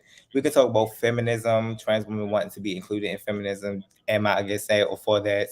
We can also talk about the heterosexual Black community. You say that term a lot. I also say that term. And you said you want to hear a lot of my viewpoints, so we can get into that. So basically, I'm gonna give a brief introduction. My name is Yasmin Adriana. I use she, her pronouns. We're not gonna make a big deal about this. You can just call me Yasmin the whole video, so I won't feel disrespected and the conversation go left, and so you will feel comfortable. Um, I'm a self-published author. I publish children's books for trans girls and gay community on Amazon. I have a degree in theater performing arts. I'm an artist. I paint, sketch, and sculpt, and I'm in college getting another degree in computer science. I can program games, apps, websites, you name it. You know what? I know C++, JavaScript, Python, every language. So when it comes to trans women tricking men, because I think you do a brief video on it. I watched it for like 30 seconds and cut it off. It was about basically a trans woman. I think she was getting sexual reassignment surgery. I didn't want to watch that. So when it comes to trans women tricking men, that's not really happening today at 22. I never tricked a man. Most of the men I date, my boyfriend right now, he's white. The most of the time when I date men, they are Latino, Asian, or Caucasian. The only Black man I will date is a gay Black man. I need to be able to tell them apart. I'm not attracted to heterosexual Black men. I like men that are feminine. I do not like masculinity. I do not like aggression. Gay men tend to value education more, especially Black gay men. But when it comes to Black men specifically, because I know a lot about them, we are also still intertwined with the heterosexual Black community, even though we're not really in it, and we will get into that. They tend to come to the gay community very frequently. Like they scout out trans women that are very pre-op. I'm just going to spill everything. They scout out trans women that are very pre-op because they want to perform fellatio on them. They come to our community. They are performing fellatio on non-binaries, trans women, and gay men. They are also engaging in buggery. If you don't know what buggery is, for the people that are listening, buggery is basically anal sex. They are on the receiving and being penetrated, and they come to our community and go back to their baby mamas. And I have something against that. I don't think, me personally, I tell Black trans women they should not be dating these men because they are only living to be 35 years old when they date these men. They like to say, well, it's not all men, it's some of them. And then when they end up in a body bag, it's like, okay, this is what you get for dating these men. They are criminals. They are, just leave it at that. You should not be dating them. But for the most part, when it comes to gay Black men, they tend to date inside their race. They date other gay men. They may date out because we are grouped into a community with other races of queers. Black trans women tend to date outside of their race for the most part. Like me personally, I do that. they don't want to engage with the heterosexual Black community. We tend to avoid them. Most of the time in your life, you're never really going to interact with the trans women. We have very low numbers. Yeah, when it comes to the heterosexual Blacks and queer Blacks, obviously, we are queer Blacks, trans women are queer Blacks, are part of the gay community, gay Black men are part of the gay community. Non-binaries, the whole spectrum, are part of the gay community, and y'all are heterosexual Blacks, a part of the heterosexual Black community. We are not the same. We do not relate. We are the same race, and that's it. Basically, we look the same, but we are not the same. We have different issues. We have different things. We go through different things in life. I do not go through police brutality. I am not walking down the street being assumed as a criminal. I am not going down the street getting shot in my back like heterosexual Black men do. We do not have the same problems. I've noticed when it comes to the gay community, you have a lot of heterosexual Blacks. Most of the time, it's heterosexual Black men, not really Black women. I will get into that. But they say to gay Black men, you should not speak on Black issues. You should speak on racism that's going on in your community. And that's just an anti-gay. Wait, can Black. Oh, you can enter. Can we go back to because I think Yeah, you're you can I think you're too. moving topics, right? So Huh? before you move topics, can we go to the trans tricking men? Yeah, sure. That first topic. Okay. So first of all, I want to acknowledge that for sure you have Oh yeah, I should say something. homosexual Black men who are also engaging women and kind of trying to live a heterosexual life while I can't hear you. Hold on, I gotta turn it up. me? What did you? Hold on. For sure, you have homosexual Black men that are engaging women, and then moving and also trying to engage homosexual men and trans. Wait, you said heterosexual Black men? Homosexual. I consider them homosexual. I think if you're having sex with another man, then you're definitely homosexual. So No, the only reason why I call them, but like outwardly, they're trying to portray that they're heterosexual to everybody else. Yeah, the only reason why I call them heterosexual Black men because they also tend to be anti-gay, anti-trans for whatever reason. Well, I mean, they claim that, but then they're being gay at the same time. So you can't. I think that's what makes them dangerous is they are gay. I do agree. But they are denying that they're gay, and then that makes them dangerous to everybody. That makes them dangerous to the women that they're engaging. That makes them dangerous to the homosexual men that they're engaging, the transgenders that they're engaging. They just become dangerous because if that comes out, because they're so busy, like y'all remember Malik Yorba, who insisted that he was not homosexual. Well, if that is ever pressed, or if that was exposed without him choosing to expose it, that's the sort of man that would go off and harm somebody because he's trying to hide something. So I want to acknowledge that does happen, and those men can be dangerous. No, those are the men, which the men that I'm talking about that I call heterosexual are basically in the gay community. We have a term for them. We call them the trade because basically they are doing what I said they are doing. They are receiving D, and they're going back to their baby mamas. So they're not really a part of this queer community. They're just undercover, like for Black men. So you mean they are engaging in homosexual behavior, but they're not a part of the queer community? Yeah, Black men are the original undercover brothers. They invented the term DL. They are not in this community. They go back home to their families. Does that make sense? But I would for the heterosexual delegation, I would have to say that they are not straight. Oh, they are very gay, but I'm saying they're not. But I understand they're not a part of the community. And I'm saying I think those men are definitely dangerous. And I can see that a lot of harm, because we're talking about like tricking men, can be caused by those men claiming that they've been tricked when really they've just been outed, and then they engage in violence to kind of cover their tracks. But I also think that we have to also be honest about things like, fuck real and the pride that comes with being unclockable and the pleasure blending and stuff. But and the pleasure that many trans people take from being unclockable. And so when I was talking about that there is a pleasure, I was specifically speaking about a transgender person that chose not to disclose. And I was saying that you have to understand that for many trans people, a goal of being unclockable is something that they have. And when they can move about in society and nobody can tell, or when they engage heterosexual people and nobody can tell, they derive pleasure from that. And this particular trans person was then taunting the heterosexual that he had, he had basically tricked and saying, yeah, you didn't realize that I was a dude. You didn't forever. I'm going to be able to call you on that forever. People are going to be pointing out how you couldn't tell, how you were drooling. You were probably hard over me, all of this stuff. And when I was given the commentary that you watched, my point was, number one, that's dangerous, right? Those are the kind of games that do get people hurt. And number two, that there is a fetishism about being unclockable in the trans community. So I think that both things are true. I think there are men out there that are gay, that are undercover, that are not a part of the gay community, but that creep into the gay community for sex. And then they are claiming that they've been tricked, when reality is they were willing participants who just got outed.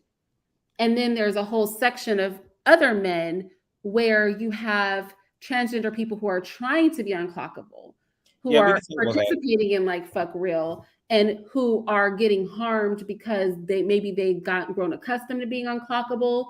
Maybe they didn't disclose and they're very passable, and then it's found out. And then a person has a visceral reaction because they really are heterosexual. And then they are endangering themselves because they're not disclosing. So that was kind of what I was talking about when I was talking about trans tricking men. Yeah, I didn't bring up realness. I think I should elaborate on that. So basically, to say that trans women, there are not any trans women that are out there tricking men, that would not be realistic. Obviously, there must be some out there. Like, obviously, yeah, we do have this goal to be, basically, I call it realness. It's called realness on ballroom, realness, unclockable, basically not being able to tell. So basically, trans women live their life as women. They want to be perceived as society as women. It's not to trick anybody. They want to blend. For the most part, I'm very flamboyant.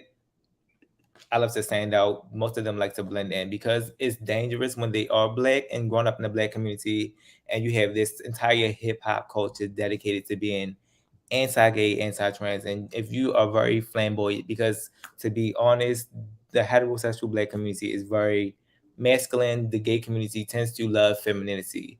And when you are feminine, it's a big no-no. Like even with Black women, I see Black women being very girly, and they're telling them they need to toughen up. Most Black men are socializing them to be ride or dies masculine, then telling them they be feminine.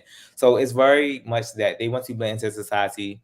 If a trans woman is blended, she's unclockable, she's very real, and she's walking down the street, it's not her business to tell somebody that she is trans. If she's not dating you, if she's not in a relationship with you, she should not have to tell you she's trans. Like, she shouldn't have to do that. And they're not going to outright tell you they're trans because they know death is a result for them being hit on by a man. So basically saying, if a man is with his friends and a trans woman is very real, she's very passable or unclockable, and he tries to get her number and she just say, oh, do you know I'm trans? That could be a very dangerous situation from her. So usually what they do is if they do like the guy, they will give them their number. And then when they're away in a safe place, they'll tell them they're trans. Me personally, I will tell you I'm trans. You can tell I'm trans. I'm very flamboyant. I will tell you get on my face. I'm probably not interested in you anyway, and I have a boyfriend. So yeah, they do want to be real. They do want to be unclockable. I just call it realness. And yes, that's something that is true. Yeah, I mean, I think that is the issue I was talking about, is when I somebody didn't see the entire video. I just seen in that particular case. And then you were saying, can we go to like transgenderism and feminism and like being in female spaces? What were your thoughts on that? Hold on. When it comes to transgenderism and feminism, wait, what is transgenderism? I thought transgenderism meaning like all trans issues. Well, okay, so specifically like male to female. A trans woman, real woman. Mm-hmm. Yeah, I was going to talk about that at the end. Oh, towards the end? Oh, what did you want to talk about next then? Oh, the term cis. So basically, what? The term cis, because I just want to talk about everything trans because I get a lot of questions about the term sex, as far as like having sex, or as far as like gender and stuff like that. No, the term cis. Oh, cis. Yes. Yeah. Okay. Oh, sorry. the term cis basically means like heterosexual women, biological women. We use the term cis to differentiate, it's to differentiate trans women and biological women. So you can understand that biological women need certain things in society and trans women need certain things in society, like hormones, biological women need their stuff. And the term cis is just to acknowledge that you are a biological woman. That's it. Like, because I see a lot of people say, I'm not your cis, I'm not your cis, I'm a biological woman, just call me a woman. But when you hear trans women that are blended into society and they are seen as a woman and they are being labeled woman, you need to be able to tell who is biological and who is transgender. So that's what the term cis means. I guess for women, our contention is that we just want to be called women because we are. Yeah. And we don't want a nomiker like attached to that. We just want to be called women. That's what we are. And it feels like, it doesn't really feel like it really is in society that, you know, it's the denial that women give birth, right? The denial that women breastfeed, the offense of saying breastfeed, the denial that women have periods, like all of this thing, just the denial of womanhood is a problem for women. So I think when you hear women saying we don't want to be called cis, our thing is that we are women, right? And there could be other groups of people who have an affinity for womanhood, but that should not infringe upon the fact that we are women. And so we would prefer just to be called women. And I think that it's interesting because so many other groups of people, non-binary people, trans people within the LGBTQ plus spectrum are very, very insistent upon having their identities respected. But as women, nobody wants to respect the fact that we just want to be called women.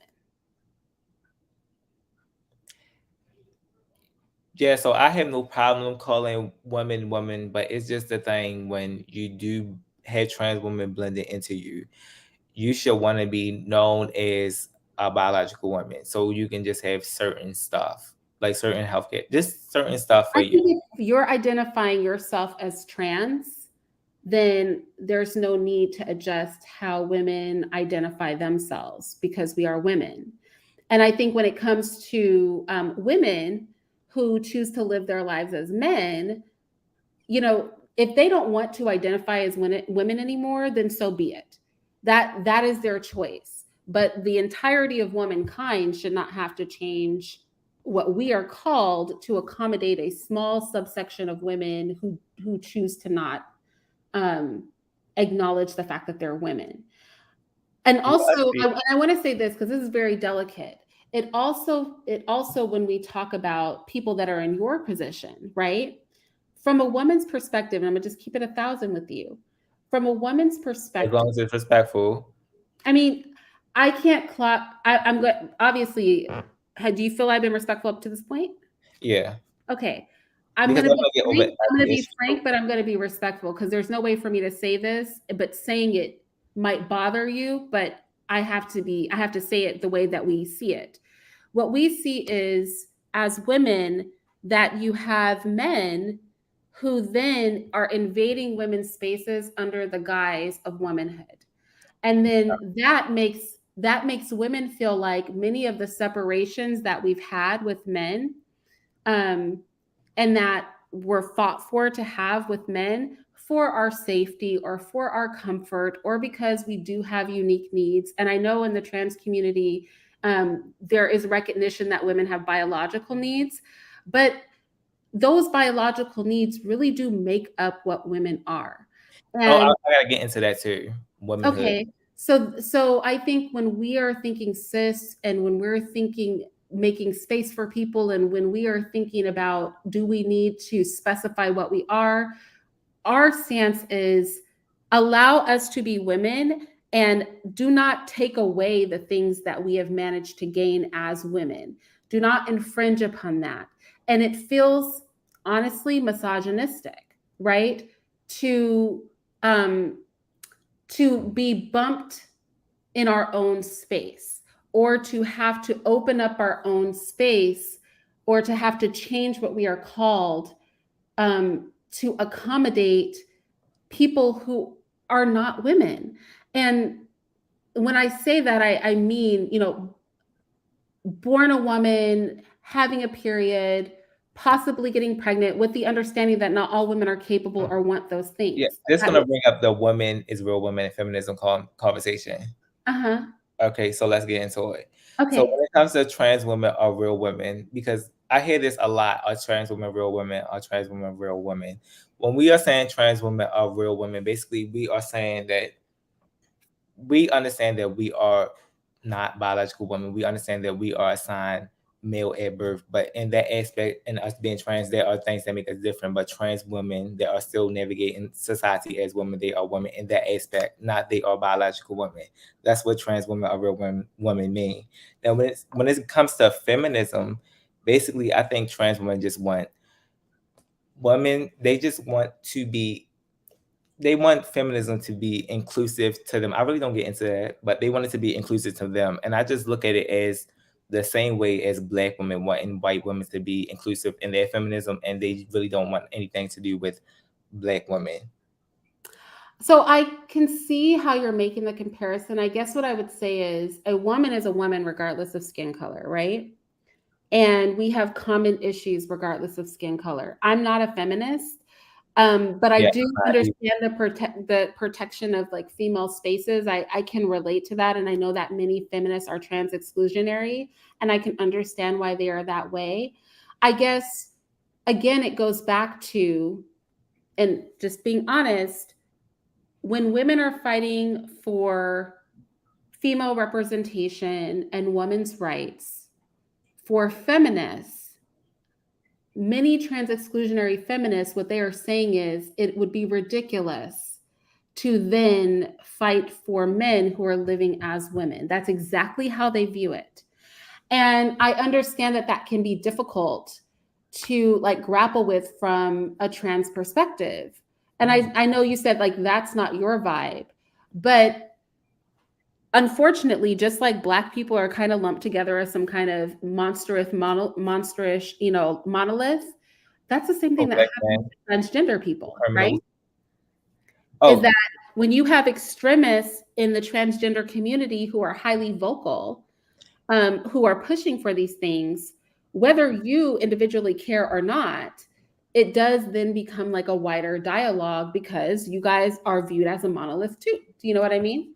Oh yeah. So when this basically comes to feminism, for the most part, other races, especially white and Asian, they tend to be very inclusive of the LGBT community, especially that's mostly in white society. They are very inclusive to the gay community. I think when it comes to the Black community, they are very anti. When it comes to Asia, I know it's a place in Thailand is very much trans inclusive. So most Black people are not engaging with trans people to be facing these issues. Like I know it was a big deal about trans women using the bathroom. We can talk about that too, about trans women going into the bathroom and trans women being with women. Like I've never in my life had sex with a woman. I would not go into the bathroom while they're in there. Like if I'm at work or in college and I would try to wait till there's nobody in the bathroom to use the woman's bathroom. But trans women been going to the bathroom for years. Like they've been going for years. I don't know why that was even a big situation. Oh, do you want to Yeah. interject? So I think that when it comes to bathrooms and things like that, I will be honest with you. I personally do not want my children around transgender people. And I don't mean like if we're just in the same store or something like that. Although having to have that conversation with my children is something I prefer to not have to do, but I live on the West Coast. I live on the West Coast, so I actually see trans people all the time. When I go in restaurants, if I take a Lyft, I was telling a story, I see trans people all the time. It's way more prevalent out here on the West Coast than it is in a lot of places. But if I'm in a bathroom with my daughters, then yes, the only time I want to see somebody that has a penis in the bathroom is if it's a child coming with their mother, right? You're not going to see them with the penis. I guarantee you, they are not going in there to look at you or your children. I That's mean, like saying that Black men are rapists I because don't disagree, but I think the best way for this to be solved is there can be men's bathrooms, women's bathrooms, and then a universal bathroom if there was anything, right? And I think that would be the respectful way to go about it. And that way people who don't really care who uses the bathroom with them, and in San Francisco, we have a lot of places that have like universal bathrooms and like you don't have a choice, like men and women and whoever just all use the same bathroom. Yeah, that's what I was going to say. We have that. Yeah, but see, that's not comfortable for everybody, right? So I think a men's bathroom, a women's bathroom, also in many women's bathrooms, there are other things that we do in there. So, as a mother, especially in nicer establishments, a lot of times the women's bathrooms will have nursing areas, things like that. And it really is a place that you only expect to see other women. And if I pull my boob out, I know there's only other women there, so I don't have to cover and I can just nurse my baby or, things like that. Those spaces, I think, should be for women. So I think if society is really trying to accommodate everybody, then a man's bathroom, a woman's bathroom, and then a universal bathroom should be what is offered. And I think trans people should respect that the universal bathroom is for them, and non-binary people should respect that that's their bathroom, because No, I'm all for the everyone universal bathroom because you do feel very uncomfortable when you have to use the women's bathroom, especially if you're not quote unquote passable. Like you just want to go in there and go out for the most part. So you will not really encounter trans women in the bathroom. Yeah, I've never encountered a trans person in the bathroom. I personally haven't. But I mean, I know that it does happen, and I know that it's a conversation that's out there. And I think it happens to children more often because in schools, they push it more aggressively. Whereas in public spaces, I personally haven't experienced that. And I've seen trans people in a lot of places, but I've not seen them in a bathroom personally. Oh, we can talk about that too, the school issue. Oh, I do see a lot in the chat. Obviously, I'm Black. I love being Black. I would never want to be any race but Black. But we do acknowledge that there are differences between heterosexual Blacks and queer Blacks, right? Definitely, I do. Yeah, because I'm saying in the chat, like I'm just acknowledging that we're all Black. Obviously, I love being Black. But yeah, there are differences. So okay, so we talked about the trans thing. We talked about like the tricking men thing, and we talked about transgenderism and feminism. Do you want to talk about trans women and women's sports? Yeah, briefly. So basically, I know this was a big thing. Obviously, I think trans women should be in women's sports. I noticed that Leah Thompson, she was a trans woman in women's sports. She started late. I think she was on the males team first, and then she went to the females team after swimming thing. She was on the swimming team. And basically, she did very good when she was on the female swimming team, and they took her off. And they said it's because basically she already has been through male puberty, she was dominating, etc. And when it comes to that, I see that a lot. Well, if you went through male puberty, then you should not be in women's sports. Even if you are transgender. But when it comes to the children issue about trans people transitioning while they're younger, which most trans people do, it's like, oh no, you're too young. You're too young to be transitioning at the age of 12 before puberty. So it's like you can't win. Yeah, I think here's the thing. And I guess where the issue comes in is that you're going to come up against a group of people, and I'm included in this group, who just think that transgenderism should not be a thing. And in saying that, you can't stop an adult from living their life however they want to live their life. But we do feel very protective over children.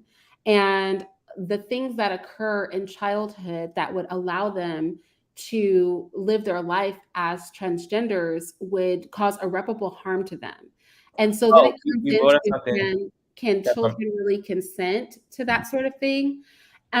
So that means that when it comes to transgenders participating, and this is really an issue with female sports, because you really don't see the transgender issue being pushed as hard in the male sports arena. Yeah, what it feels like, and I said that's why it feels like misogyny. That's why we should talk about that because I hear that. I hear that a lot about trans men. You see a lot of trans women, but you never see anything from trans men. You never see trans men challenging heterosexual men. And the reason that is because basically there's not that many popular trans men. They are not very mainstream. I guarantee you, when they do become mainstream, you will see a lot of this. And remember that you. Well, there's also less of them, so, right? huh?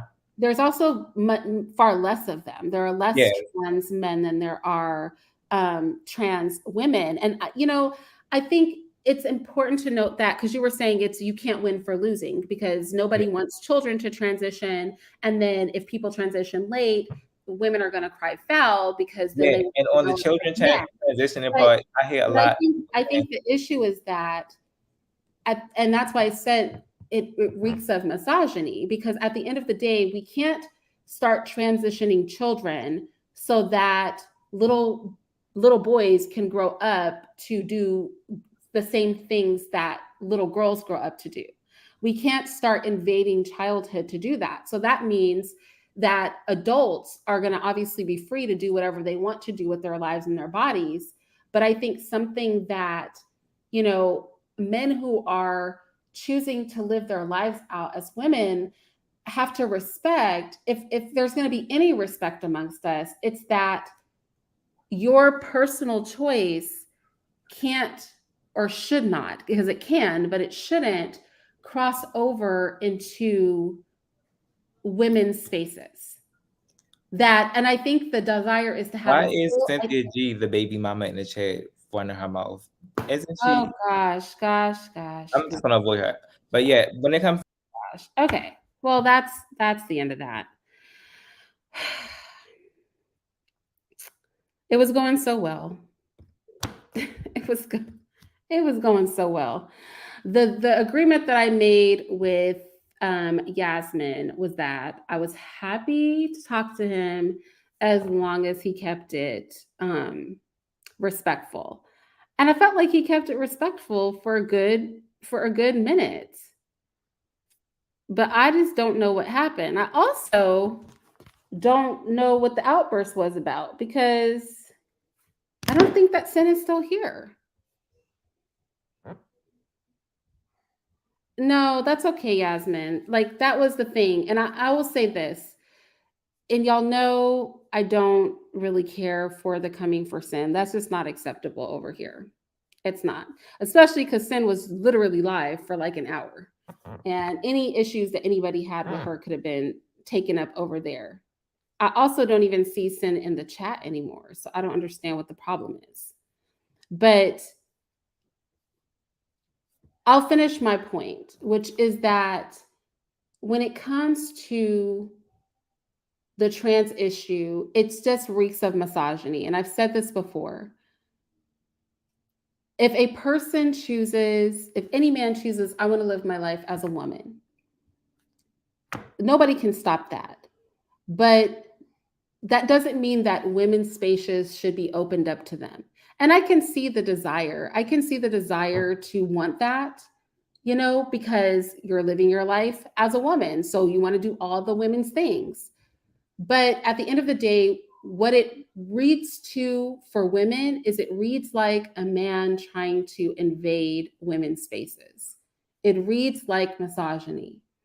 And whether the trans community feels that that's acceptable or appropriate or not doesn't really matter, because in the same way, right?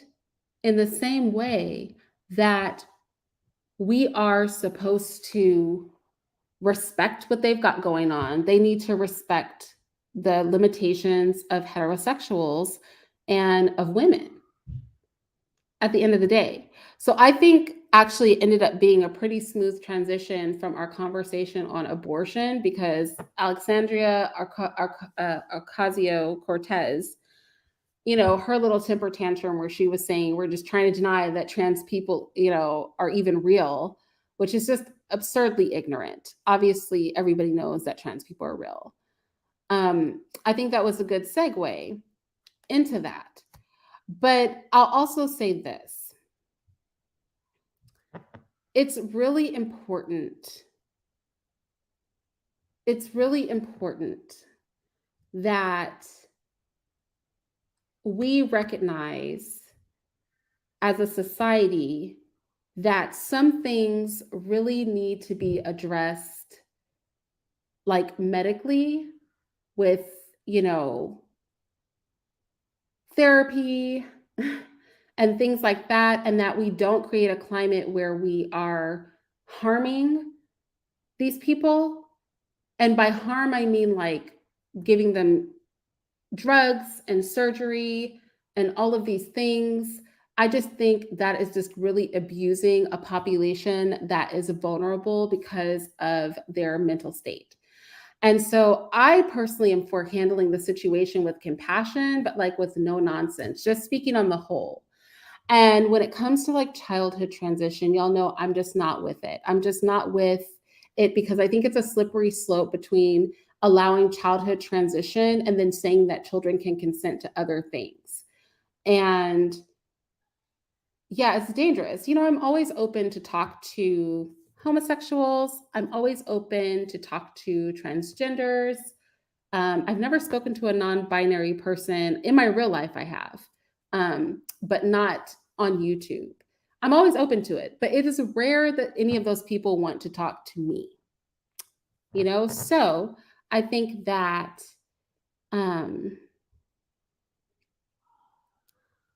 yeah, I agree. Childhood transition is predatory. I absolutely agree. I actually am going to be doing a video on that. But with that said, I'm going to get out of here, guys, because I've been talking to you guys for so long. I hope that you took a lot from the video, and I may leave it up. I may leave it up for a little bit. I don't know how long I'll leave it up, but go back, watch it. My ultimate point in this was that that was a hilarious House committee meeting, but this is very serious stuff because these are our leaders that are meeting to make decisions for us. And whatever side of the abortion debate you fall on, if you're pro-life, if you're pro-choice, I know we had both groups of people in the chat. I think where we should come together is that there is something nefarious going on here. And I think we really have to view this as Black people through a different lens, because reproductive restriction is something that has been weaponized against us. And while I'm not telling Black people to go out there and have a bunch of kids, I am saying when an entire House committee conversation revolves around Black people getting abortions, it really has to give us pause and really step back. Because why are we coming up so much in this abortion conversation? Why is there a fixation on our women getting abortions? Why are a group of non-Black people with a handful of very confused Black people coming together to push that poor people and Black people are mostly poor, are the ones who need to kill their babies the most? I think there's a lot of room for discussion in that. I think there's a lot of room for us to have some introspection in that. And whether you are pro-life or pro-choice, this should give you pause. Because although the overt language of killing Black children or limiting Black reproduction is not being used, they are still saying it. And I hope that I demonstrated that as we slowly went through and really listened to what was being said by the pro-choice side today. Keep in mind, there was only one pro-life person there. The entire panel and everything that was mentioned were pro-choice. And so there was a lot there, a lot of their rhetoric to hear. And I think it was very telling. So I'll talk to you guys later. You let me know your thoughts.